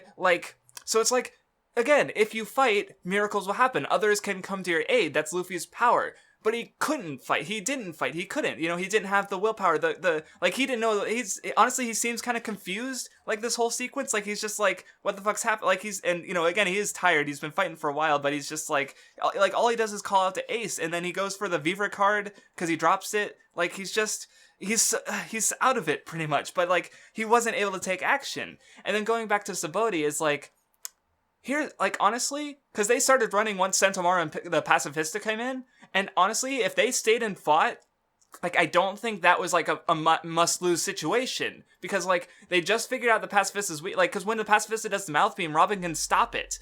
She pounded the head and it blew up in his face. So and then one other observation I noticed was that Sentomaru said with Luffy, I don't need my axe to beat you. But then when Monster Chopper comes out, Sentomaru has his axe. So it's I honestly don't, they could have at least held out if they fought together. Yeah, Kizaru came in, but then Rayleigh came in, and the complete wild card is Kuma. So, and if you remember later on in the arc, Kuma was there to protect the Straw Hats. He has a connection to Dragon, he tells Rayleigh. That's what he whispered to Rayleigh. So it's if they had fought at Sabaody, it's not really, far-fetched for another miracle to happen. They could have, it's so easy in this situation, I don't know, it's when you decide not to take action in a situation where, taking action is best, then it's I can't see of a situation, of a way those situations could have turned out better, honestly, because, with Luffy running or not being able to act, yeah, Luffy didn't die, Ace died, that was pretty good for Luffy, yeah, he still utterly failed to protect Ace, but yeah, I'm not sure what else could have happened that would be better, and then say, because by not, Luffy needed to be protected. Kuma protected him and the Straw Hats by separating them. Ace protected him, that's what happened. So it's as I've had pointed out to me, it's this is really a core idea to the whole story, because if you remember back in chapter 2, Luffy was the miracle to Kobe.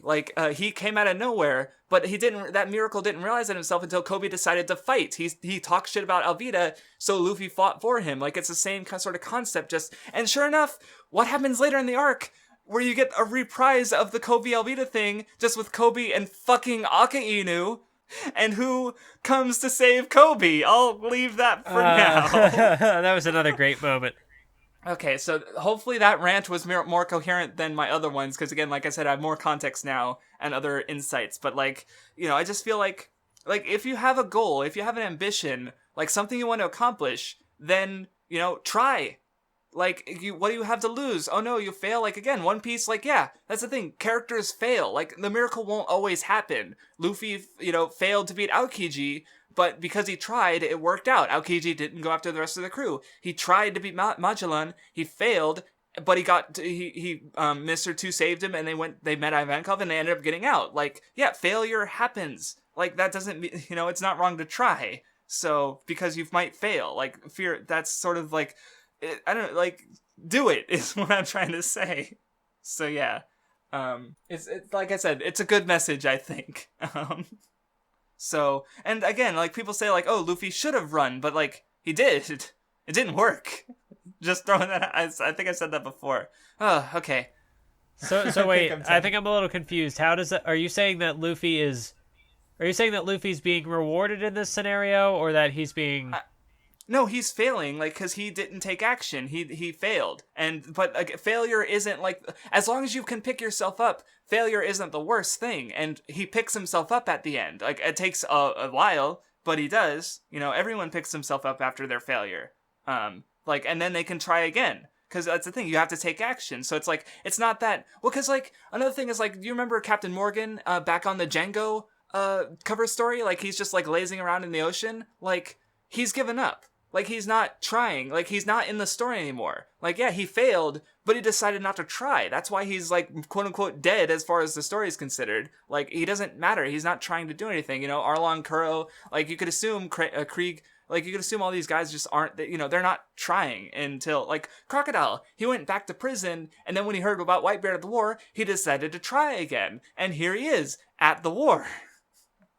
So it's like, it's more about trying and failing than, you know, running or taking action. I mean, that's important. It's like, they're very closely tied. But, so yeah, like, yeah, this is Luffy's failure. He wasn't able to take action. He wasn't able to try. And that kind of got but so he had to be self-sacrifice. Ace had to sacrifice himself for it. Ugh. Holy shit! I did think it was interesting though, like how you had pointed out that like Luffy seemed kind of confused in this whole scenario. Like he didn't really seem to know what was going on. Like his priorities were sort of mixed because like he wasn't really able to do much to save Ace, and like he was getting focused on like in the middle of this like big fight. He's like, "Oh, you dropped your Viver card." Which it's just kind of, it's interesting because like Luffy at this point he's taken 2 shots of adrenaline from Ivankov, so like it kind of makes sense that he's starting to come down off of that, like not in the sense that he has been physically beaten, but like his mind is like, and that happened like that I guess hits in full force when you know Ace does die and he's just like gone, he's just blah. He breaks. He's like, his mind is just crushed. Because the thing that was keeping him going was like his willpower, like his drive to keep going forward, like to save Ace. Like goal, that is why even with like, you know, that's why he was able to survive the poison, because like he had that strong willpower to survive. But then like here, the goal that he was going for to save Ace, he fails, that's gone. There's like nothing pushing him forward at this point. Exactly. So he stops. Like full stop. God, it's fucking... Oh, and you get the moment of Ace, like, Ace's last words, like, he mentions a couple things about, he was alluding to the flashback, like, he's, you know, their promises to each other, their desires to be free, he mentions Sabo, but thank you for loving me, damn. Did you cry at any point in this stretch of chapters? Or just me? Not during the flashback, but this part almost got me. Because there's like, I'm sorry you didn't get to save me, and he's like apologizing, and then he's saying like thank you, and that was And then the panels, like the Viver card drops to the ground, and then it just fizzles away. It's so good. And then, but he dies with a smile. This will be pointed out because he got to save Luffy. He protected him. Oh God. It's so good, yeah. And plus, then there's like the little thing beforehand where he's like, "Would it have been better if I was never born?" But but you know, like and he was loved, so he should have been born because God. Now that I have the context of the flashback, I would probably I feel like rereading this, I might end up crying just because then I'd have the flashback context too to add to it. And, the Sabo and them as kids, them coming together, and and then of course the moment later that's reprising the Aki Inu, what are you talking shit about me or whatever thing? Yeah, that part where it's because I couldn't run because Luffy was behind me, like But yeah, so Luffy's just out, Jinbei saves him, and then as Akuno keeps trying to get Luffy, Whitebeard comes in, and he is pissed off. Oh man. He's just fucking like, oh God, it's so rough. They're just so strong. And I think that's also interesting in this scenario. Well, like, obviously, it's pretty cool to see Akainu get just leveled by Whitebeard. But Whitebeard, he failed in his objective too. Like, he wanted to save Ace, to save his son, and he didn't. Right. Yeah, because kind of like I said, this whole situation happened because he decided not to follow his own ideals, and Ace had to step in for him. So yeah, like, he failed. And speaking of fucking Blackbeard, at the worst fucking time... Oh, what's that behind the fortress? Oh, it's the Blackbeard pirates. Motherfucker. So yeah, we find out he wanted to go into Emple Down to take level 6 prisoners to add to his crew. And he made them fight each other to the death, and he took the strongest. Ugh. Oh shit. Now he's got most of them are characters who Ivankov mentioned. I'm pretty sure he mentioned Vasco Shot, Katarina Devon, and Son One Wolf by name. I don't think Avala Pizarro got named though. But yeah. And of course, Shiryu, he just happened to pick him up along the way. Fucker.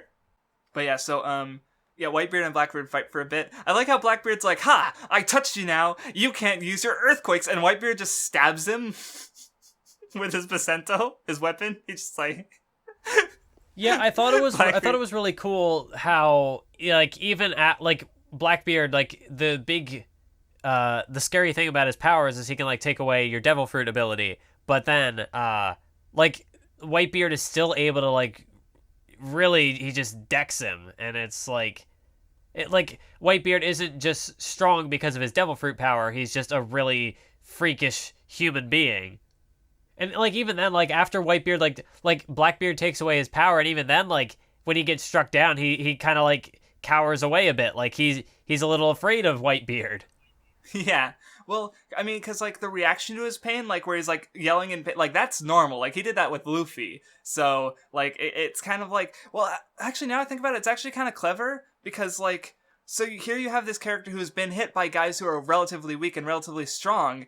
But since he has the same reaction to everything, we don't know, like, because in no fight, he's never been defeated at this point, okay, like, except for by Magellan, because, you know, he got the poison kind of fucked him up. But, like, you know, so, and he's got a really strong power in general, but, like, with Ace, with Luffy, with Whitebeard, like, he got hit, but after all of those, he was still fighting, pretty much. Like, even after this, he's fighting with Sengoku, and getting more hits from Sengoku, and, you know, he was still standing at the end of it all, so it's like, we've seen this guy, like, get hit, but we don't know how fucking strong he is, how much damage he can take.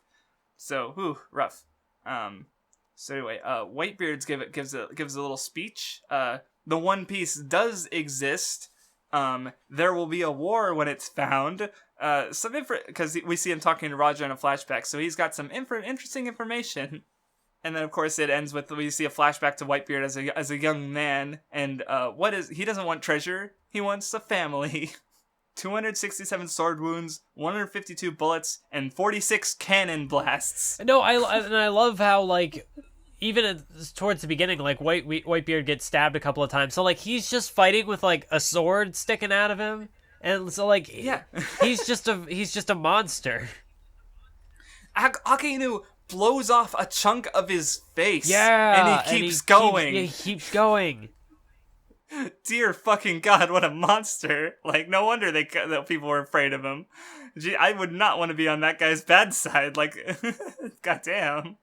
It was also really interesting to kind of see where Blackbeard, like, he's just such an unpredictable guy. Like it was interesting to see where his allegiances, you know, lied. So, like, who he went after first. So he went after Whitebeard. And then as soon as that was done, he's like, okay, now I'm going to go after the Marines, and because we're not allies anymore. So, like, there was a point when he first showed up where, like, I knew he had a history with Whitebeard, but I wasn't sure if he was going to attack Whitebeard immediately, or if, like, maybe he was going to go after the Marines. But no, he went after Whitebeard, unfortunately. So the Marines, they didn't get totally destroyed.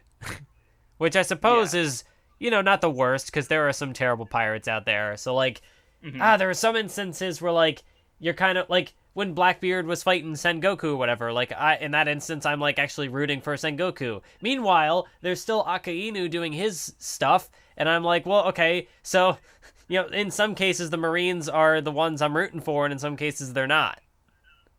Yeah. And it was really interesting to see to feel that juxtaposition, like, so close, like, so closely connected to one another. Because, like, on one side, you have the guy fighting Blackbeard, and then Blackbeard's the big threat, but then in another instance, the big threat is Akainu, the big Marine guy. Or Kizaru showing back up again, and... he does that.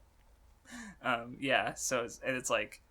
Yeah, because Jinbei's trying to get Luffy away, and then Akainu wants to destroy everything, And he Blackbeard's just causing keeps shit. going through people. Like, he took shots from Whitebeard, and he's still going. Then Crocodile shows up and like has to, fend him off. Like he's fending off Jinbei and all the division commanders. Like, there's one page where it's like Jinbei, Crocodile, and the division commanders against like Akainu, and it's like, god damn, this dude, he's like too powerful. And especially with characters like actually dying in this stretch, like I was wondering like how many casualties are there gonna be? Like, are we gonna lose any other like big name characters? Which, I mean, I figured most of the Whitebeard pirates would probably be fine, because it would seem weird to, considering how Oda doesn't kill characters off like if it's not necessary. Like that's why I think the deaths of like Ace and Whitebeard are so effective. When you use it so sparingly, it hits all the more when it actually happens, because One Piece can be goofy, and a lot of the time it is very goofy. Like, even in this war, Buggy exists. Exactly. So it makes it all the more hard-hitting when you get those somber moments like Ace dying and seeing the effects on Luffy.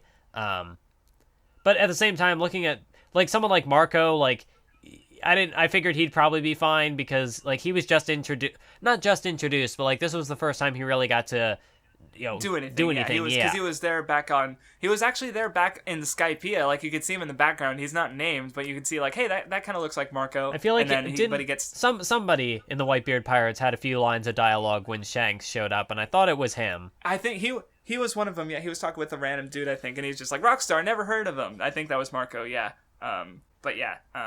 Ooh, it's good. But yeah, I'll be interested to see, because Whitebeard might be gone, but his legacy isn't. All these pirates are still there, so it'll be interesting to see what kind of role they play in the future. Yeah, the one thing I want to mention on death, because now that you mention it, it's like the only character, like, because a lot of characters are fighting this arc, but the only ones who die are like the ones who sacrifice themselves, like because Oda even mentioned in an old SBS, it's like Luffy doesn't really kill his opponents because like having their dreams shattered is much worse. But to focus that on the failure thing, it's like by being still alive, like they have the chance to try again. Basically, it's just like they don't always choose to take that chance. Like characters like Buggy and the Crocodile, like they did, and here they are. So.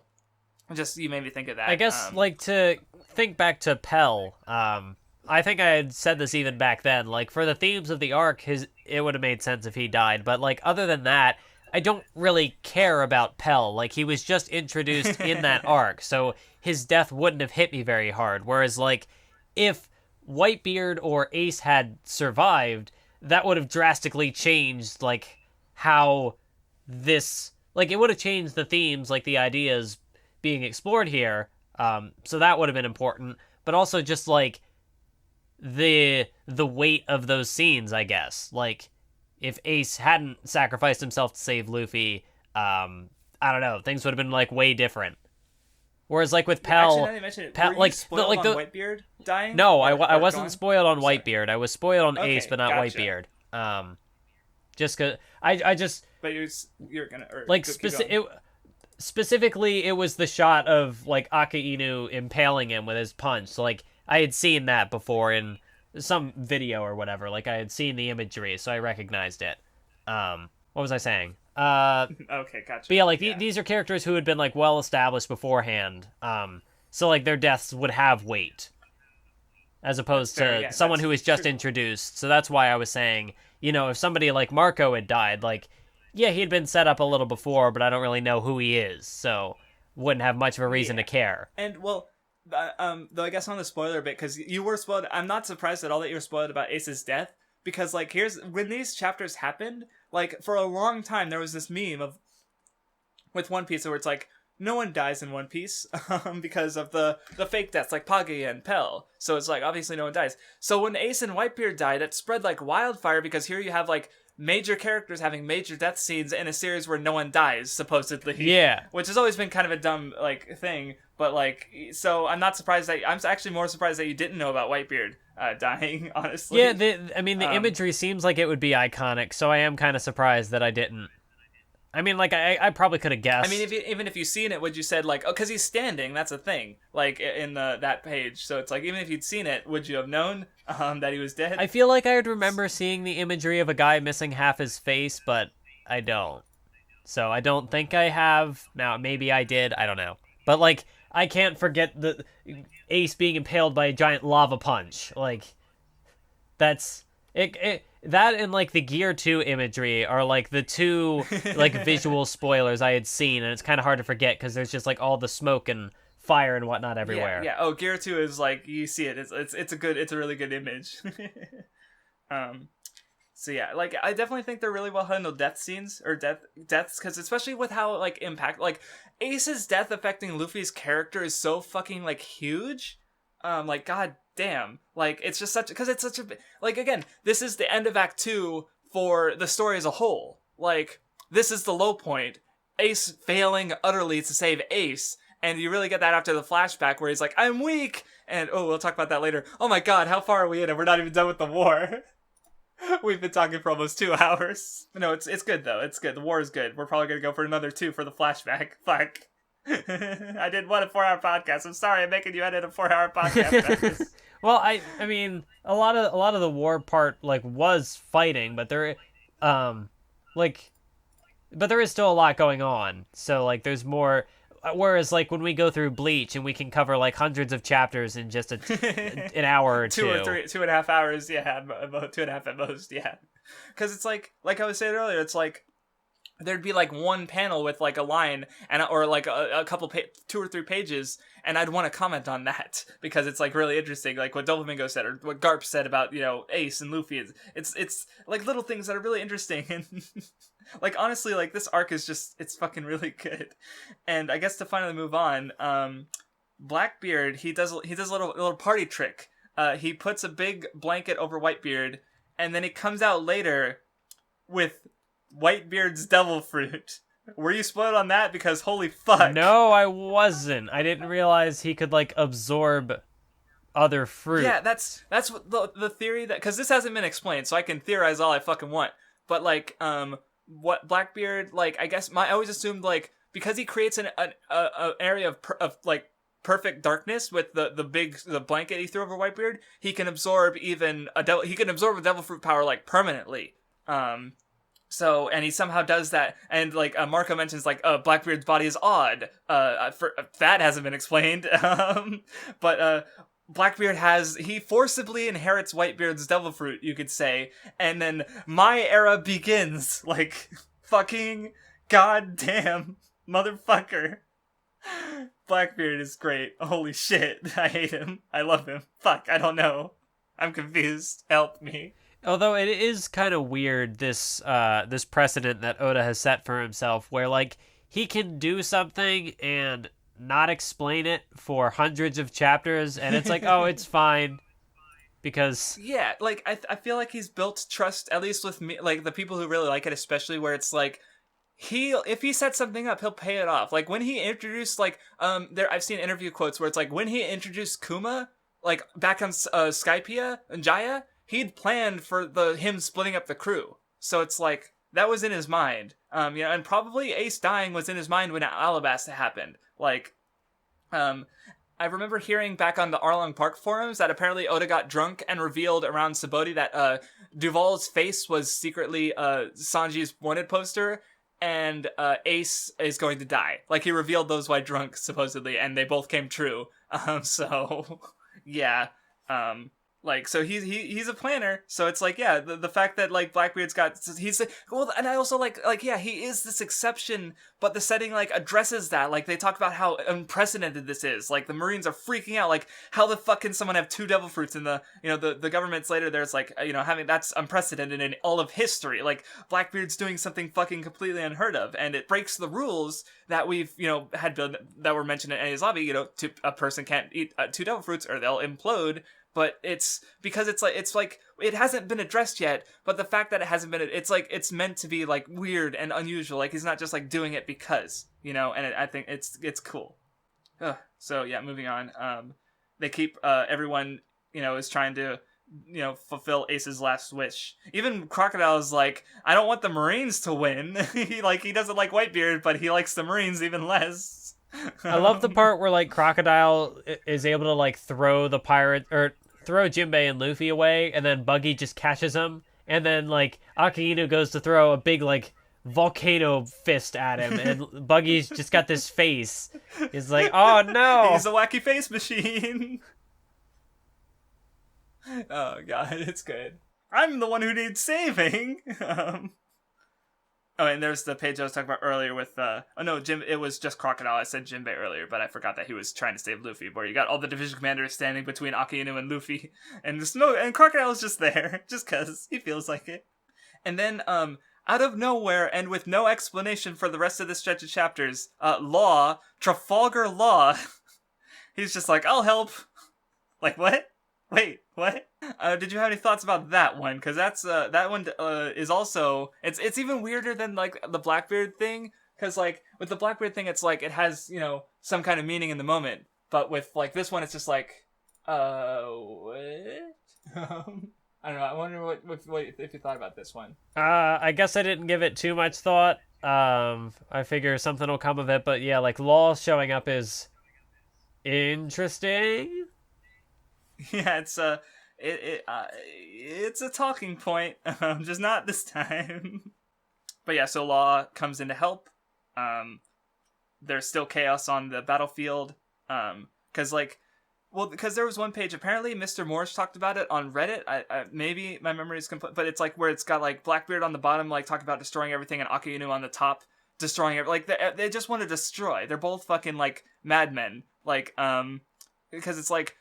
Yeah, Aki Inu is like, yeah, the pirates, he's kind of right that pirates need to be destroyed, because here Blackbeard is the truest pirate to this, the truest real-life pirate in this setting, and, like, he wants to destroy everything, so it's like, yeah, but everything keeps happening, and, oh no, I just got to it, actually, never mind, but, because, like, Tashigi's talking about how, like, the victory, they won, but they still want, blood, and Smoker's been like, this isn't justice, like, they don't agree with it, it's not... They don't agree. This is absolute justice. So there it is. But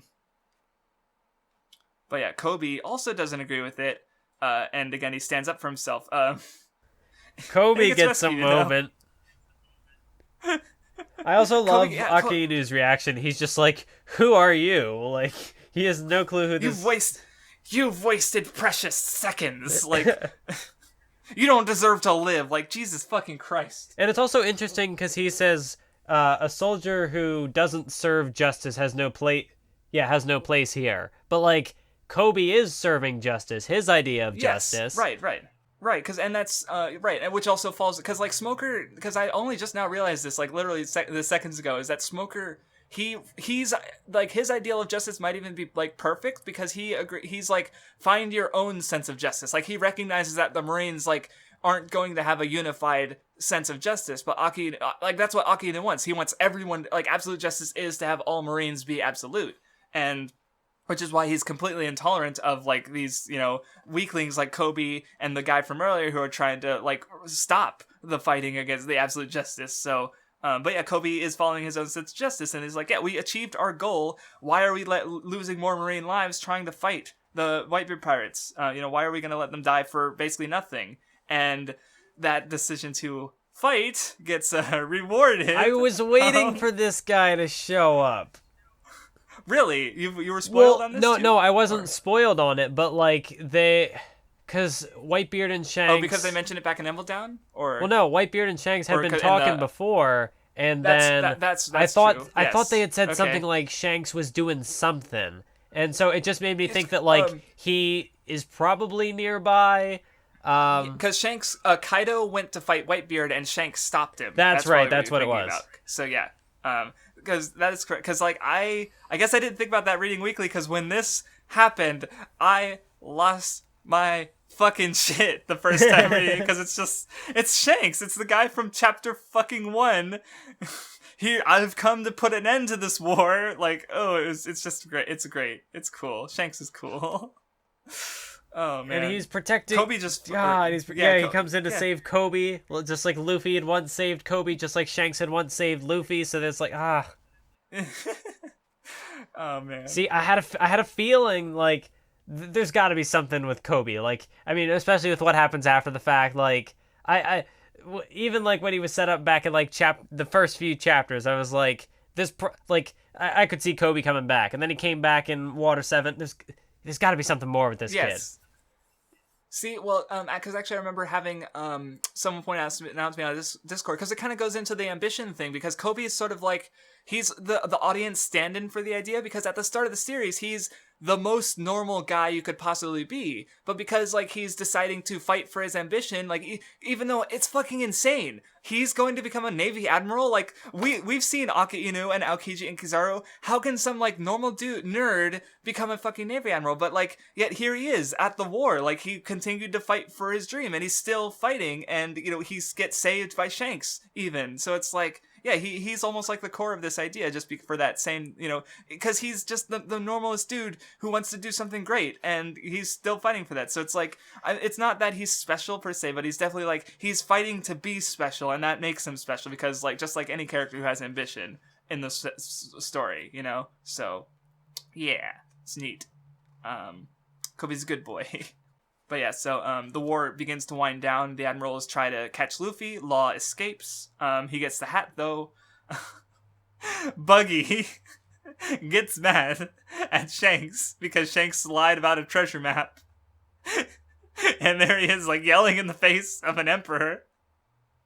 And the prisoner's just like, Captain Buggy will follow you wherever you go. So, I love this fucking manga. I also like the moment where Mihawk's like, well, I was here to fight Whitebeard, not Shanks. I'm done. And of course Shanks Shanks puts a stop to it, and Blackbeard escapes. Like, they have a little moment. Oh man, but the war is over. God damn, like, there's still some more wind down, but holy fuck. This arc. I guess that's another thing that's really cool about this arc, is like it almost sort of ends anticlimactically in that, like, all these big players show up and it's like, oh, it's like, this is only just the beginning. Like, it feels like there's still, like, a big fight on the horizon. But, like, it doesn't feel anticlimactic, because, like, obviously you had all these characters do all these really... Yeah, it's that's interesting when you say it. It's like the stopping of it is very, like, because it's still big with all these reveals and characters showing up, and it's all grand and huge. Like, you get the spread of Shanks's crew, and yes, if you actually look through some of, like, there's an old color page of, like, chapter 4 or something like that with Shanks's crew and young Luffy, and you can see some of those guys in this 2-page spread of Shanks's crew too. Like, some people have had compiled images of, like, how many times can you see Shanks's crew. I think Rockstar is there in one panel, I'm pretty sure, but it's just, because it's also neat because it's like, it's been like 10 years, so they're all like older now, and yeah, it's all Shanks' crew. We've known these guys. Oh man, he's just some fucking dude in aloha pants with the sword. Like, he's like so normal, it's weird. But yeah, Shanks puts a stop to the conflict. The Marines are victorious, and you know, like, they talk about the power vacuum. The supernovas are gonna go into the new world, cause some fucking havoc. Like, there's a lot of chapters of just Fallout. Like, it makes everything seem bigger just because of, like, how, you know, like, we just see random islands getting fucked. We see, like, there's a moment where Sengoku finds out about the Empledown prisoners because some other prisoners from level 6 just escaped Empledown. Like, so much shit happened because of this shit, the war and everything. Like, goddamn. Trying to think if I have anything more to say on this, like, in-between period. Do you? I don't imagine so, but I'll ask anyway. Not until Luffy shows up again. Fair, because there was a bit where Doflamingo, Moria was ordered to be killed, and the news said that he was killed in the war, but as we find out later, Mihawk did not see that. And then Doflamingo even comments later, because apparently Moria just vanished somehow. Stuff's happenings always. But anyway, back to Luffy. So he wakes up and starts losing his shit because he's grieving pretty much, and he just can't deal, and he's like destroying himself pretty much out of just sheer utter grief. Like, he failed utterly, and he doesn't he can't. I did really like the portrayal of this, because he's got like, he has like, he keeps seeing images like flashes of Ace dying and the blood on his hands, and so like he's got like PTSD from this event, and so he's pretty much like yes. I love the one where especially where he's got like his bandaged hand with like a little blood on it, and you see the hand on Ace's back. Ooh. Yeah. Ooh. And it's especially rough. Interesting that it's Luffy, this guy who, this goofball, this guy who, he's always having fun. Like for a while, like he was just going through enemies left and right, like he was unstoppable. And so now we see him just completely broken. At his lowest, pretty much, yeah. It's the low point. It's the end of Act 2. Luffy's just fucking wrecked, like physically and emotionally. He is, Oh man, but yeah, Jinbei's trying to talk sense into him, and we eventually get a bit more context with the flashback. And I gotta say, like we do know about Luffy, like we saw him with Shanks and stuff, but like this is like we get a bunch more information on the main character almost over 550 chapters into the story. I can't remember of an exact instance where I've seen that. That's kind of interesting. The only thing I can think is like, well, I guess not 500 chapters, but like Bleach kind of did something, but we had been like slowly getting hints. Yeah, with Ichigo's parents. Is that what you're talking about? Or... Yeah. Yeah, that's a good. That's a good example. Like the true story, but it's something we had been getting. Well, I mean, we'd been getting hints at how Luffy was brought up before, so I guess it's kind of similar. Yeah, of course. Right. Well, but it also wasn't directly about Ichigo. It was about his parents, the circumstances of his birth, not so much as Ichigo himself. Like these are events that Luffy's had experienced through the entire story. Like he didn't like forget this. It's just the audience didn't know about it, and now we're getting that because it's like even like a few chapters ago, Luffy said like he believes the Pirate King is the one who is the most free, and then we learned about the Sabo situation and how freedom ties into that, and. Yeah, now we know why Luffy thinks that. Because he had the Sabo experience and such. And yeah, it's cool. I just hate this panel where the guy is like, Sabo is my son. We parents give life to our children. It's their duty to do whatever they... fuck this guy. Oh, fuck that. No, that's... I forgot about that. And again, this plays into the, the idea of found family over, blood family. Because sometimes people are born into families that are complete shit. And and also the idea of like parents. The parent is supposed like because that's the thing. The child is not like they don't ask to be born. They're not even like conscious of that for years after they're born. So it's like they didn't. So the parent is kind of obligated. Like they don't. I mean, obviously shit happens sometimes, but it's the parent's duty to watch over their children, whoever, even if they're not like blood children, like with the case of Whitebeard, because So it's like again, parents isn't necessarily a blood thing. Like sometimes things happen. There's societies where it's not so easy to, birth control or abortion or anything like that. I don't know. We're getting too real. That's One Piece isn't about abortion. I don't know why I said that. But yeah, it's it's family is such a core theme, and because that's the kid isn't supposed to be like the servant to the parent. The parent is there for the child. Yeah, you had kind of been saying this with like Whitebeard, like how. Just like how sacrifices work in One Piece, like it's supposed to be the protector, sacrificing for the protected, not the other way around. Yes, because that's the thing with self-sacrifices. If everyone self-sacrifices themselves for each other, there'd be no one left. Like there has to. So I guess like Oda's logical like sort of thread to that is the parent to the child. So it's like Ace and Squard were wrong. I don't know why I said Squardo. They were wrong to try and like protect Whitebeard or his name or anything. It was Whitebeard, but Whitebeard was correct to protect his children. So yeah. There was one interesting little detail in the art, which I don't know why I'm bringing this up now. I'm kind of taking the conversation off track. But as soon as I saw Sabo's hat, I was like, that looks kind of like Ace's hat. I mean, it's not exactly the same, but it made me think.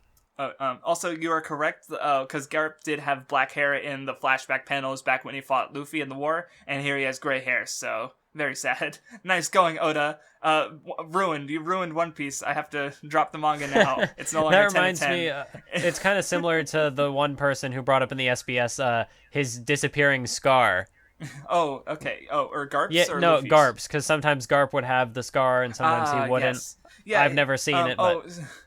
speaking of that, I remember when I was first getting into One Piece fandom, a lot of people messed with, Johnny had a watch in Arlong Park, and sometimes it would be on one hand, sometimes it would be on the other hand, sometimes it would just be gone. Like, yeah, he messes up, apparently, quite a bit. So, just little stuff like that, which is, and that is kind of interesting to think about, because in my situation, obviously, I have not been keeping up with One Piece weekly, so I've just been marathoning it. So I don't always have the time to pay attention to these little details. Right, but when people have been reading it weekly for like 20 years now, rereading it, like, yeah, exactly. Like they retain a lot of information. You gotta, like, I know quite a lot of these things. Like, I wouldn't necessarily, like, I definitely didn't notice. I don't notice art inconsistencies so much. Like, you've actually been better at that than me. This stretch of chapters, at least. So yeah. But anyway, but yeah, so yeah, Luffy. I guess what I should have said before I went off track and said that, you had made the comment about, like, it's not like the child isn't obligated to be born or whatever. Like, the child has no say in that, and that just reminds me of Ace, because there's all this discussion between some of the characters or in the flashback or whatever about, like, Ace's Blackbeard's son, so like everyone treats him as like a criminal, as if like he had no reason to be born. And then like on the side of fucking Sabo and the aristocrats? not Blackbeard, Gold Roger, like he's saying stuff about, like, my child did nothing wrong, he's innocent, but like he should have the right to live a life or whatever. But it is interesting that like that Gold Roger had a child at all. So like Ace didn't ask to be put into the situation he was. It just happened. Yeah. So he kind of resents his parents for not yet that. So yeah, that's pretty much, that's correct. That's good.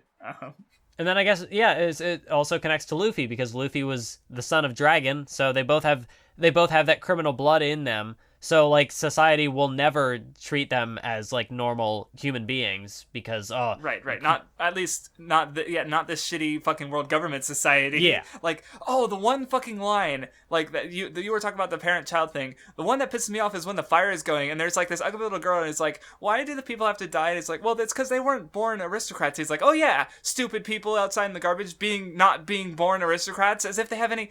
Oh, fuck. And but like I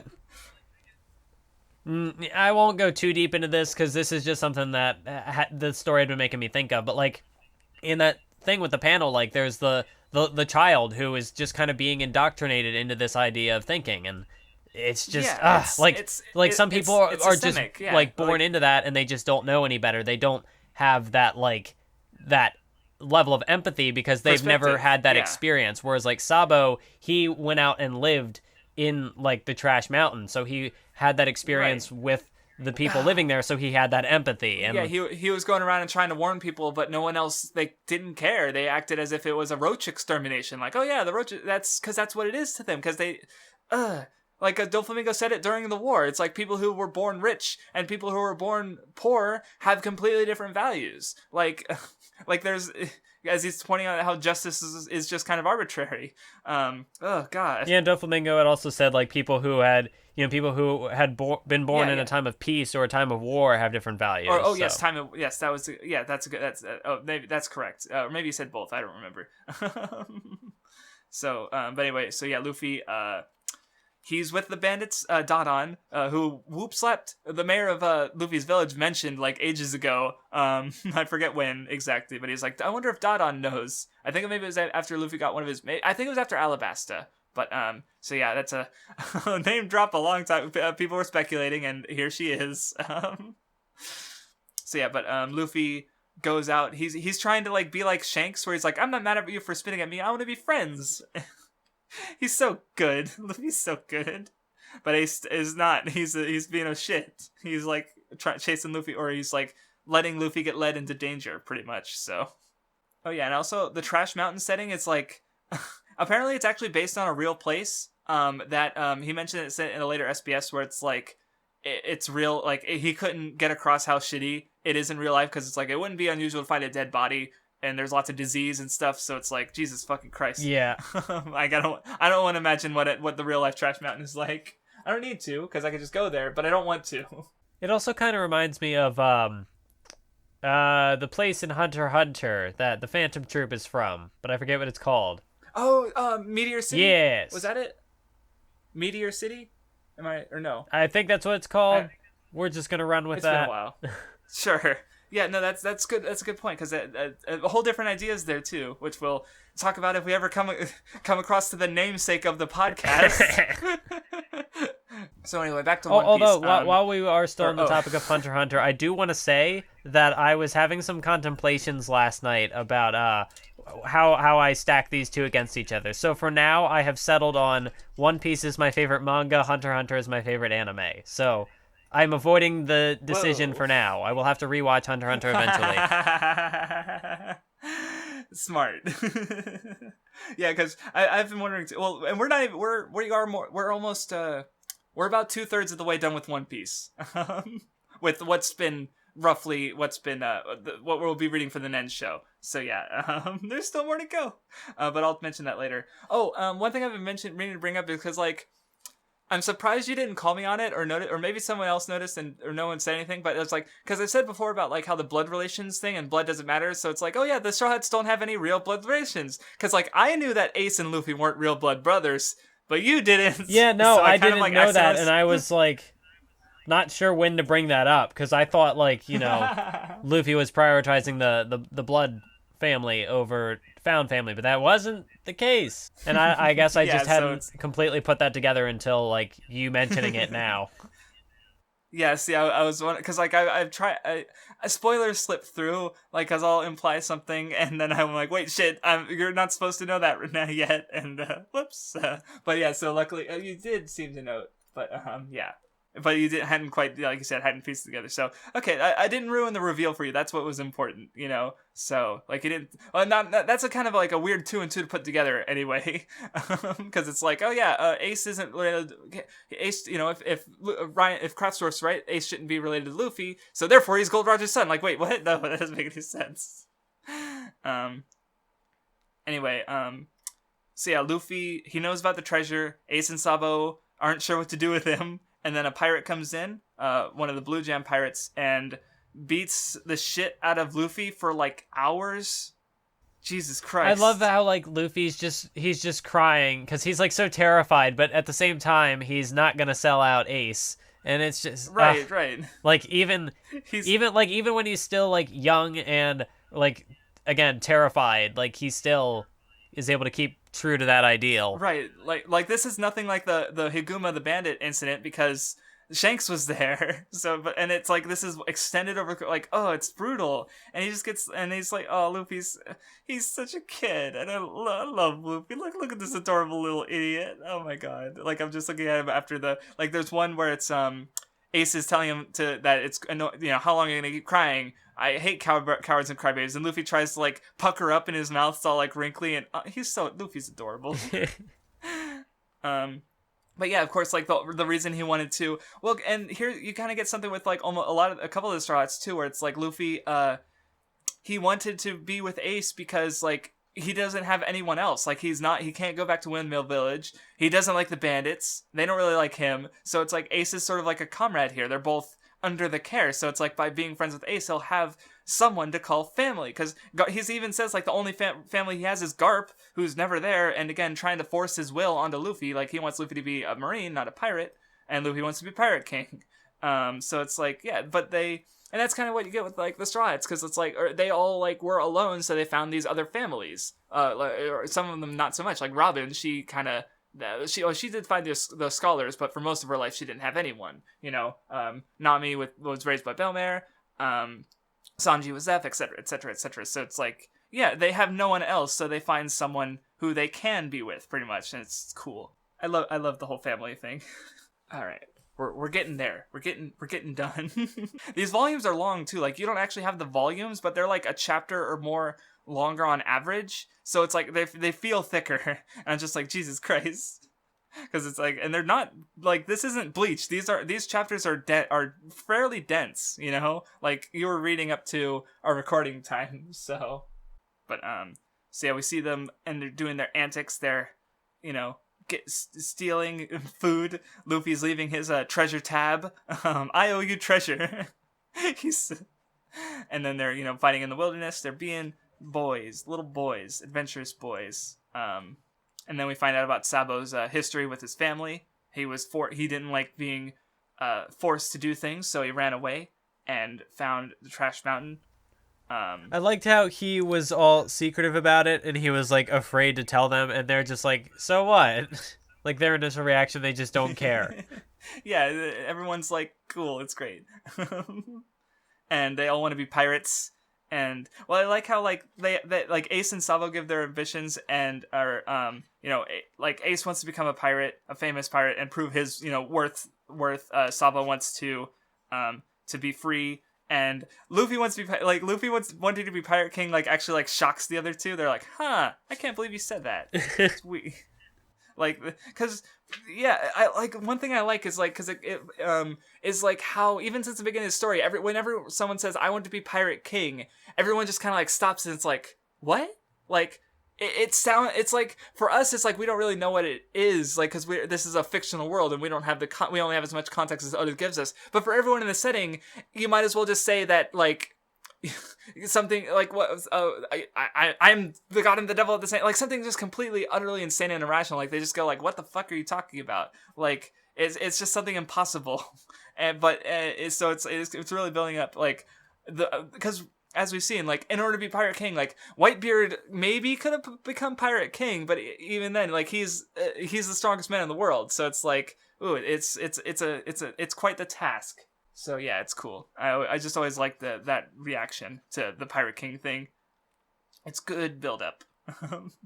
Oh, and we get another montage of just Luffy and Sabo and everyone living with the bandits in together. And there's one bit I like where it's like Makino has a panel of her waving, and she's like cleaning up Ace and Sabo, and and then at the bottom of the page there's a panel of Garp waving, and then he's beating the shit out of all of them. Yeah. That one always gets me. But anyway, then we get into the aristocrat stuff where they find Sabo and take him back, and Sabo only agrees to go with them because Luffy and Ace are gonna get hurt. Fuck these aristocrat fuckers. Like when he's like, oh man, get that filthy Trash Mountain blood off me. I have to disinfect. Fuck you, you piece of shit. I hate you all. But yeah, there's that whole situation. Sabo's gonna become an aristocrat again. He's got a little brother now, who's another piece of shit. There's the pretty obvious juxtaposition where it's like there's the clean city where everyone in it's a shithead, and then there's a shitty one where, well, okay, it's not like everyone in it's good. They're just getting by. But because even as they're like building up, they say they're like Sabo would rather live in the trash than in the clean city because the people in the clean city are just so shit. And then we find out about the fire. The fire starts. There's a lot of things that happen. What did you think about Dragon showing up? Yeah, he does that.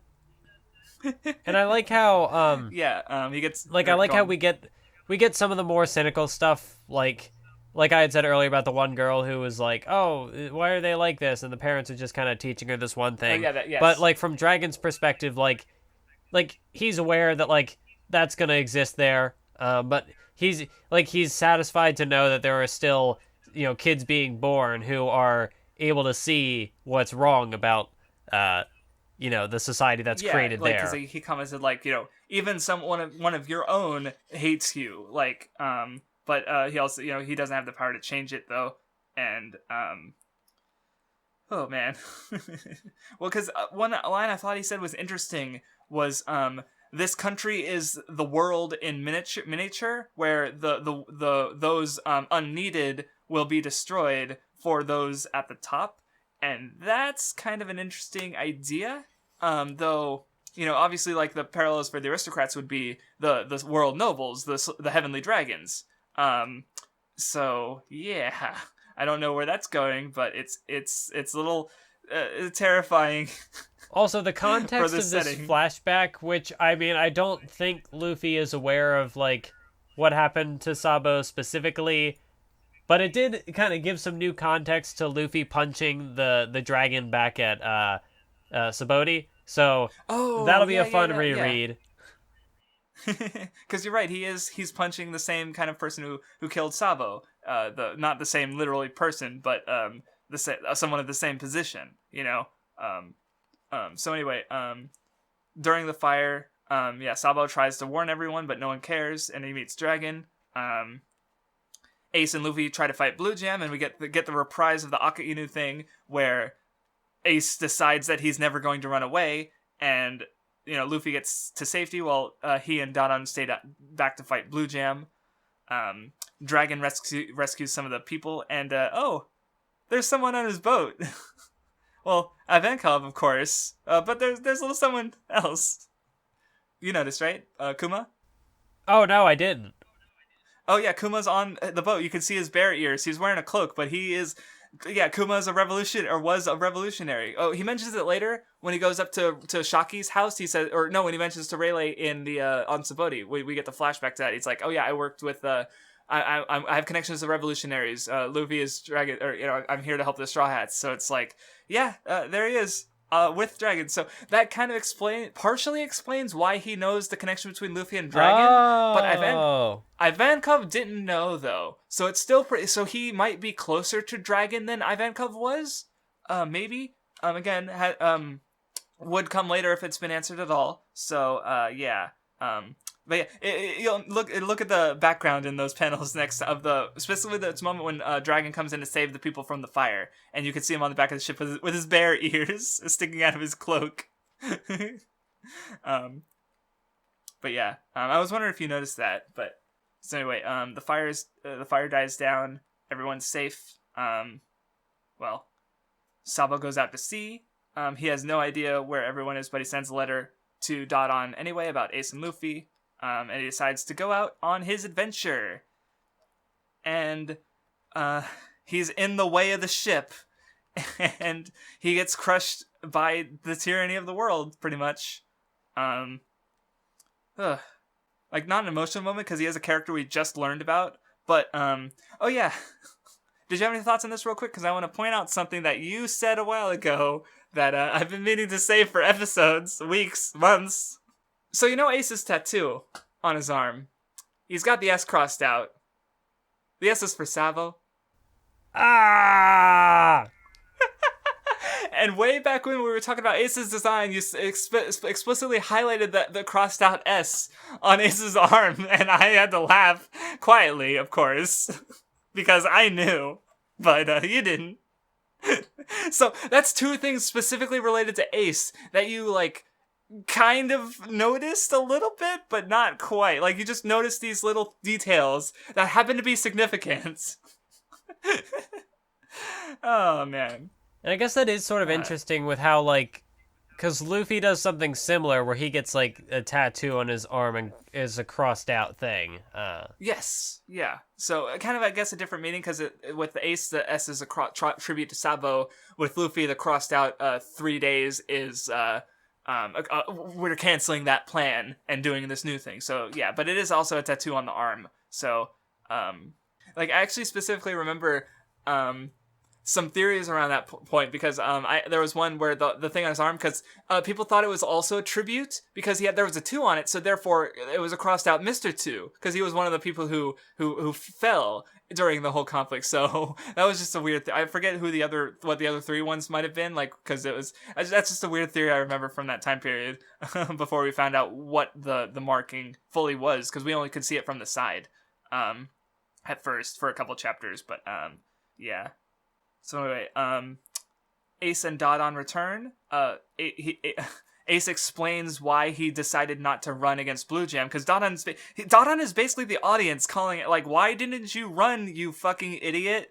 But Ace explains himself, and Garp, Dadan remembers back to a conversation she had with Garp about Roger, where Garp says a lot of interesting things about Roger, and one of them I honestly, it's if you replace Roger with Luffy, I don't think anything changes. It's true, he can be violent, short-tempered, and self-centered when he gets mad, but in his heart, he's straightforward and pure like a child. despite living that reckless life, he got lucky and survived. Like, because, yeah, Luffy gets lucky all the time with the miracles thing. Roger had his own miracles when he fought. So it's like, I mean, of course, like, Garp's connecting him to Ace, but I, as an audience member, end up connecting him more to Luffy. Oh, yeah, obviously and then Luffy's the one who will become you Pirate get the King. line, to talk about all the stuff about running away, you get the thing where he says if he ran away, he'd be endangering his friends, but it might be more accurate to say it's not about pride alone, he's making sure the enemy doesn't go after his friends. Right. Luffy wasn't able to do that. Like, if, like, hypothetically, if Luffy, like, during Sabaody, he would have stayed behind to keep Pacifist and the Sentomaru off the crew, but instead they all ran away. Whereas, like, and I think Roger, like, he even mentioned that, like, that's the part you just mentioned. Roger doesn't flee because he'd endanger everyone else. So yeah, it's cool. Like I said, it contextualizes the Aki Inu thing, so it's super important. But yeah, anyway, they find out about Sabo, and they get a letter, and this is where the emotion of Ace's death really hits me. Like I mentioned earlier, because it's like, again, like Ace, well, because like Ace has been scolding Luffy about crying, and here Ace is crying like alone because he lost like his best friend, pretty much his brother Sabo, who he's been with for years, and like Sabo said, he's still a little brother. Take care of him. That's what Ace did. Like, this had me like not just like crying like a little bit, I was like sobbing for a bit, like comparable to like I Want to Live, like how that moment will get me, though I'm not crying now, so I guess it's not quite as good as I Want to Live, but it's still really good. Yeah, it's still pretty good. I also like the little bit before that where it's just like you've got Luffy pulling like the hat over his eyes as he's just sad about Sabo, and it's cute. Yeah, but it's sad. Luffy's good. But yeah, Sabo, he wanted to be free, but he couldn't. So Ace and Luffy decide to, they're going to get stronger. They're going to be free, and, where Sabo could not. And Ace says he's not going to die. Luffy says, please don't die. And, And then, like, there's another bit when they're going through, like, flashing forward, them training and whatnot. There's this moment where it's like a little forward in time in the kingdom. The people return to their old ways, and Trash Mountain is exactly as it was before. So it's like they burned it all just for appearances, just because this big noble was coming in, and they did nothing to change it, and it's yeah, nothing. It just went back to normal, like, and to eventually be burnt down again, probably, in a few decades. And oh yeah, there's also another moment that's interesting, because Luffy started the series at the age 17, and we find out that that's because Sabo, he said that aristocrats, they become true aristocrats when they turn 18, so to be free, they purposely subvert that. So now we know why Luffy's 17. Like, it's just such a weird, like, detail that no one would ever think was notable, but, like, boom, there it is. Oh man. So, also, we cut to, Dragon again, just I want, because he's on Zoro's island, like you see Zoro training. Oh man, it's just weird. Did you notice that, right? Or yeah, we're cutting around all the straw hats, and it's no, I mean, this was back in the flashback. It's a young Zoro. Oh yeah, I saw that too. Kuina, okay, gotcha, just making sure. Yeah, because then there was what's her name? It's been so long. Kuina. Yeah, Kuina. She's there too with her sword. Yeah, it's just weird to think that, like, Kuma and Zoro, like, who eventually face off, like, 10 years later, were so close, relatively, in the span of, in this big world, like, nope, there they are, like, within, like, a mile of each other, easily. It's always it's just a neat little, like, coincidence, I suppose. Well, I mean, obviously Oda decided, like, hey, let's have him go to this island, but, yeah, it's cool. So yeah, Luffy and Ace continue on without Sabo. They have some issues, like there's Luffy almost gets killed by a bear because they're used to fighting with 3 people, and they're just trying to work through, and they grow up, they get bigger. Ace goes out on his adventure. Luffy's a little kid. Oh, and I love like when they're parting away from Dodon, and they're both like, "Thanks for everything. You know, I may not like bandits, but I like you guys." And Dodon's like crying, like Dodon's good. And then we get like a reprise of the end of chapter 1, where Luffy's going to be king of the pirates. he's Sabo was first, Ace was second, Luffy is third. Oh, and it goes, and then oh man, and that's the flashback. Maybe I'm just being overly, like, what's the word? I can't think of the word. But, like, part of me still feels like Sabo might not be dead. Like, I don't know. I got a feeling. What? Oda kills off all of his characters. Like, everyone's dead. Oh, wait. Oh, fuck. Pell. No, shit. I mean, yeah, we didn't see the body. That's fair. I mean, like, the hat was there, so I guess that's, like, the... I mean, Tosen might have been okay. We can never forget that. So it's like... I don't know why I took the no one dies in Bleach meme so seriously. Shonen fans are just silly in general, so... But yeah, keep that in mind, for when he never... I don't know. So moving on. So yeah, Luffy's gonna be Pirate King, and then right on the other page, because I'm on the volumes and you had him one page at a time. On the right page is Luffy saying he's gonna be king of the pirates. On the left page is Luffy still grieving. Yep. I'm so weak. Yep. Oh, it just goes right back to the feels, Oda. You can't do this to me. Oh man. So anyway, and then we see now that we have all the context, Oda can show us Garp back on the Goa Kingdom, in Windmill Village, like, quarreling with Dodon, and, like, Makino steps in, like, now we know these characters, so it's like, Dodon even, like, why didn't you do anything to save Ace? And, like, yeah, I guess I kind of agree with Dodon. It's like, I didn't realize she just fucking says it. Your job always came before your family. Like, there it is. There is Dodon basically, like, being angry for me. Thank you, Dodon. Yeah, I'm Dodon now. Like, in theory, he puts his job over his family, but then, like, he also has plenty of moments where he puts his family over his job, so, like, he's not really doing either. Yeah, he's kind of like, he's being indecisive, I guess you could say, because he's trying to do whatever he can within the Marines. Like, I mean, he's still, like, in a way, Garp is corrupt. Like, Dodon, if he was to follow, like, Akainu's idea of justice, like, she'd be dead, or arrested, like, or even just, like, basic Marine, like, she's a criminal. Like, she probably has a bounty. I don't know. We didn't see that. But, like, yeah, he's, like, using his authority to control her and force her to raise Luffy and Ace. So it's like, he's like a weird sort of amalgamation between, like, the freedom of, like, the monkey and the D initial or whatever, or, and then, but also the control of the world government. So it's like, he is kind of, so that explains why he's, like, sort of like a mix, he's a weird mix of both. Like, he's something that shouldn't exist, almost. But I do, like I said, I like Garp. I just don't agree with him.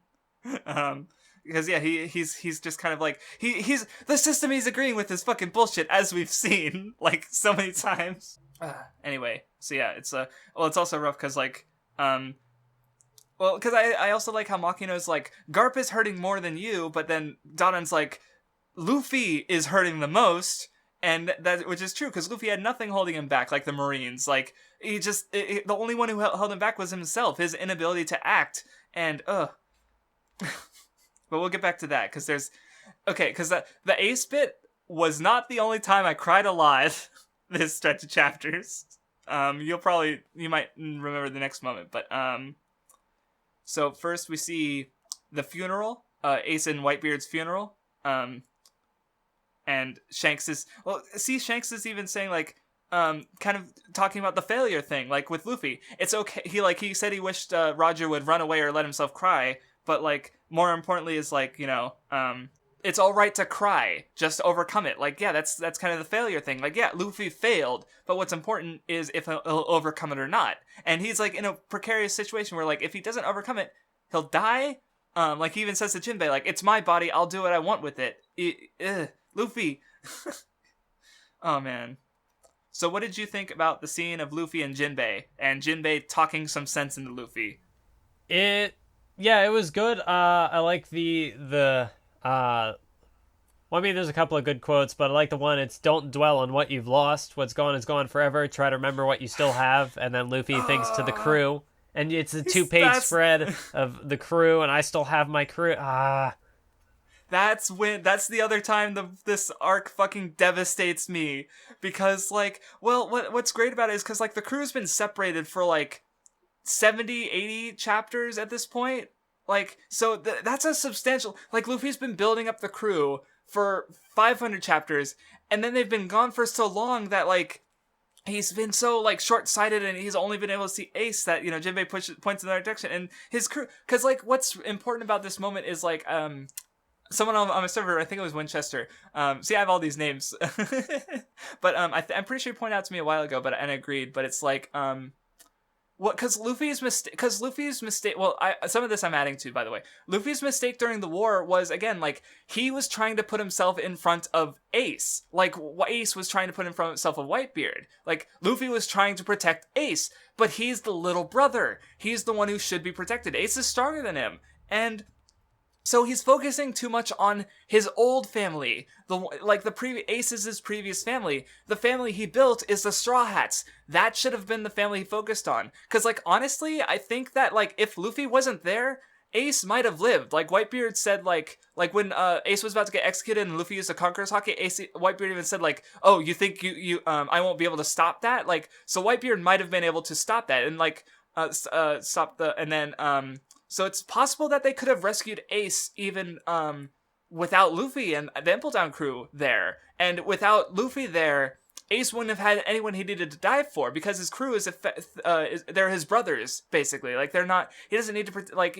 not his little brothers, but older brothers. He's newer to the crew. So it's like, it's possible that Whitebeard might have been the only one to die and Ace would have lived if Luffy hadn't been there. But because Luffy focused on his old family and not his new family, the one he built, he failed, and now this is what this moment is. Like, he's realizing his crew is his, like, the family that matters. Like, it's the family that, you know, matters, and the one that he has left. And it just fucking destroys me. Like, now, because now Ace is gone.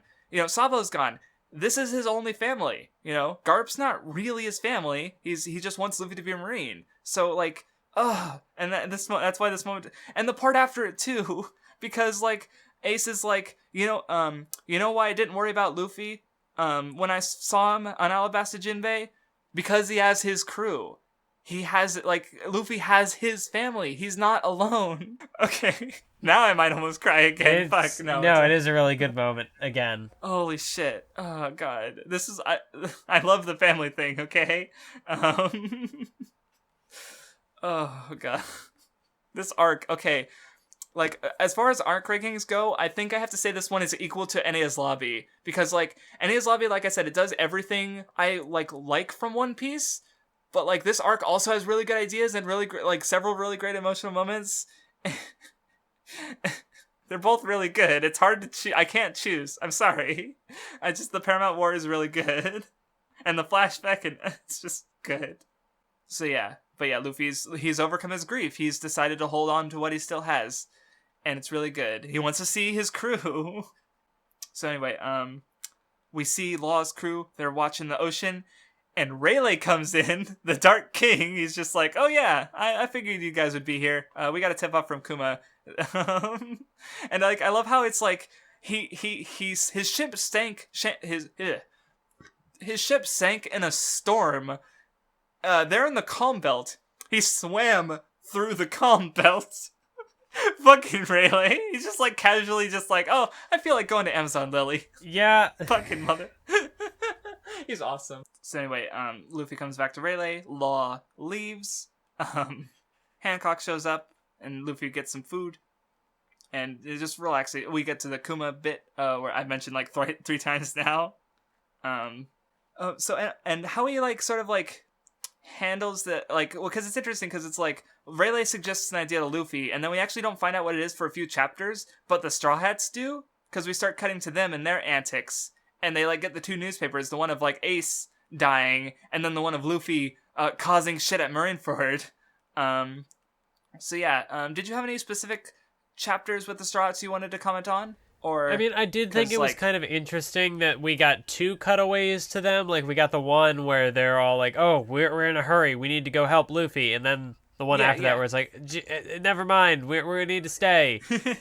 Yeah, we got the right. Well, especially with Chopper, his is funny because he's like, he leaves and then he comes back and he tries to do the Sniper King thing where he's like, "I'm Chopper Mask," and he's like, "I'm not Chopper," and he's like, "Should we humor him?" And he's like, "Well, no, you guys make it being nice makes me feel bad." So it's just good. Chopper's adorable.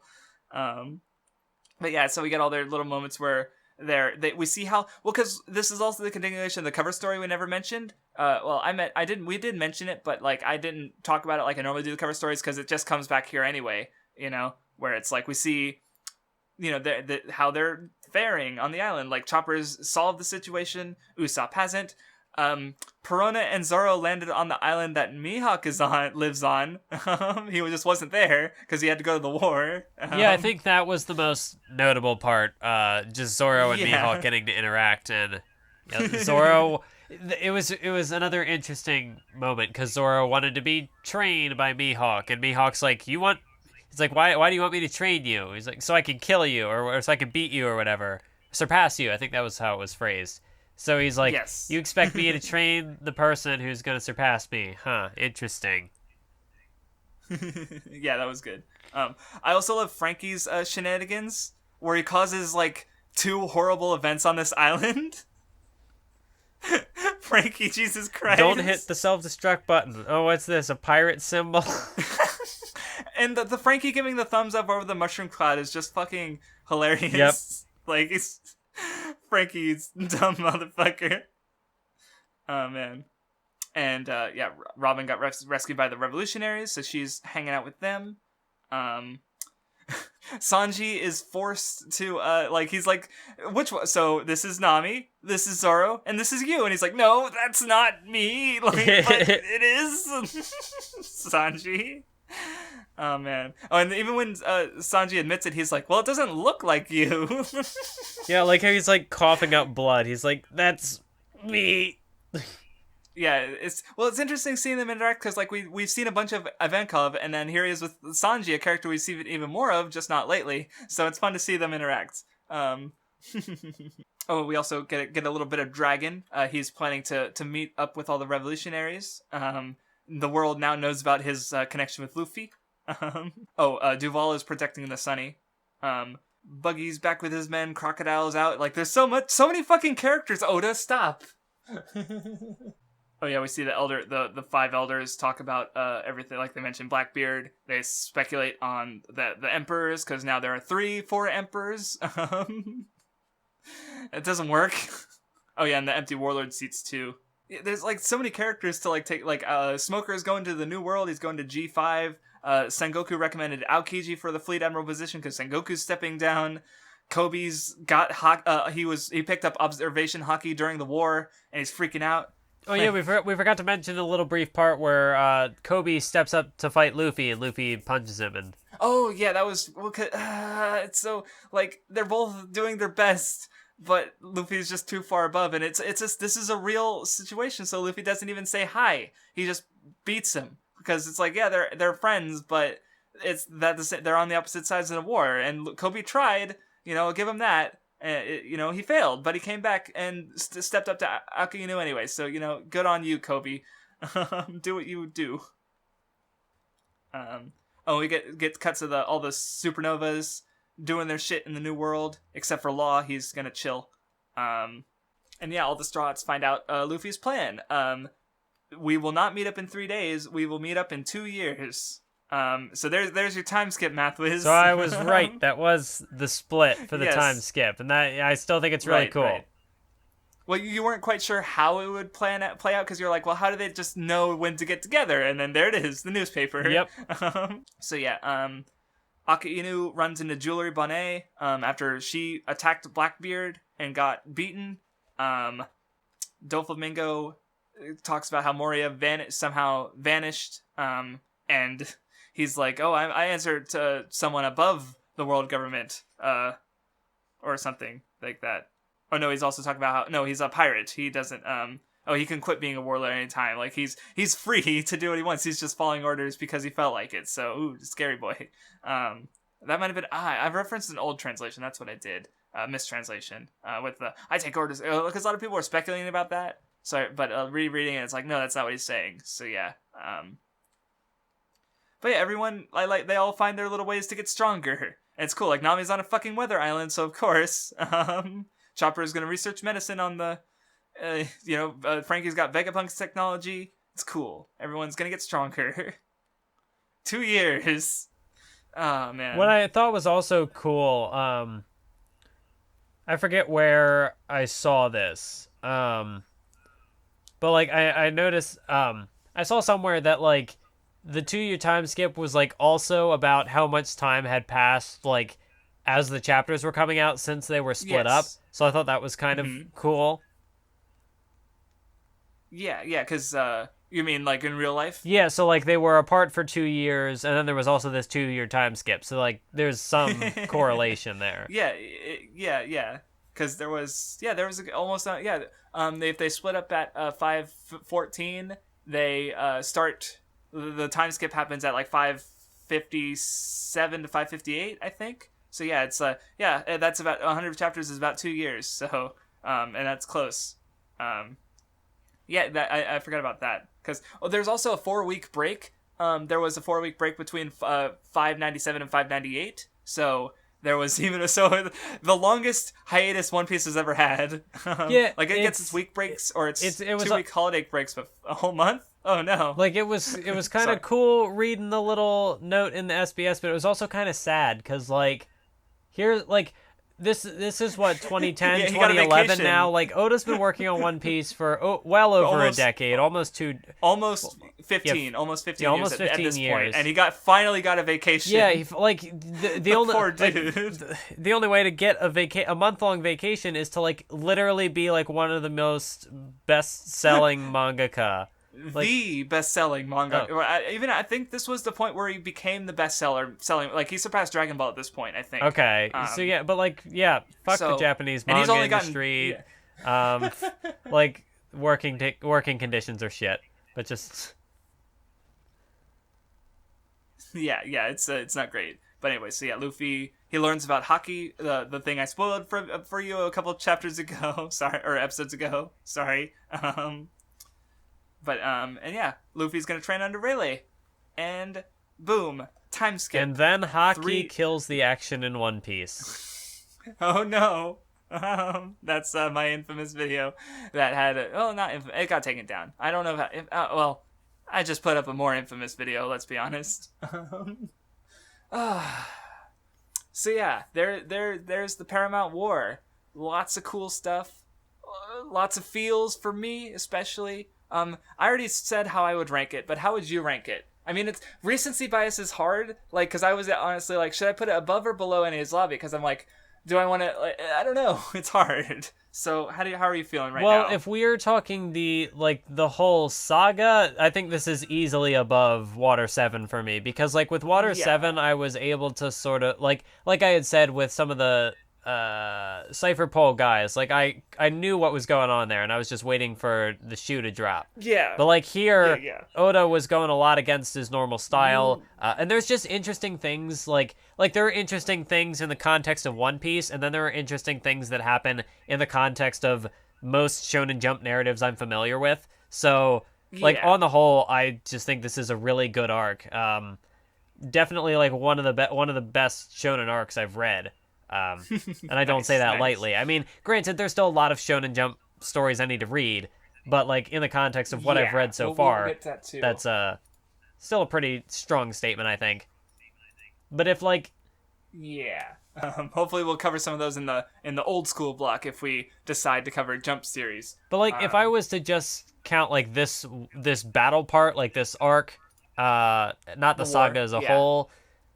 I'm not quite sure where it would be, because it is mostly just one big fight, and there are a lot of cool moments that happen, but I don't know.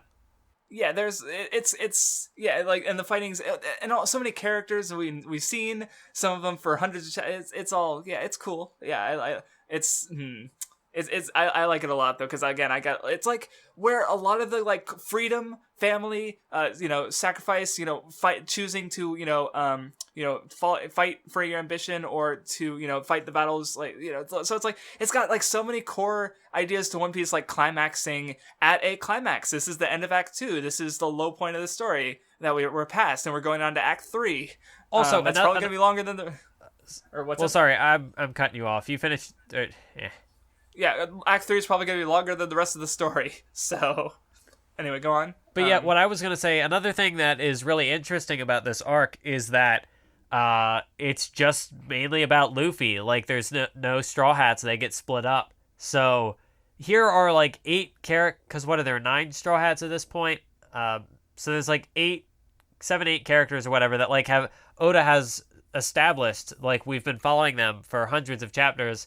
And yeah, I feel like it's a pretty bold move to just get rid of them for an entire saga. Yeah. Just focus on Luffy and I think that's other characters in the world. But because it's One Piece, it works, and Oda's good at that. Right. And well, I think like separating us from those characters is what made the "I still have my crew" moment really hit for me, because it's a good stretch of chapters. You're separated from them too. Like. It's cool. We see Luffy almost every moment of that. That time period is away from his crew, so it's really cool. It's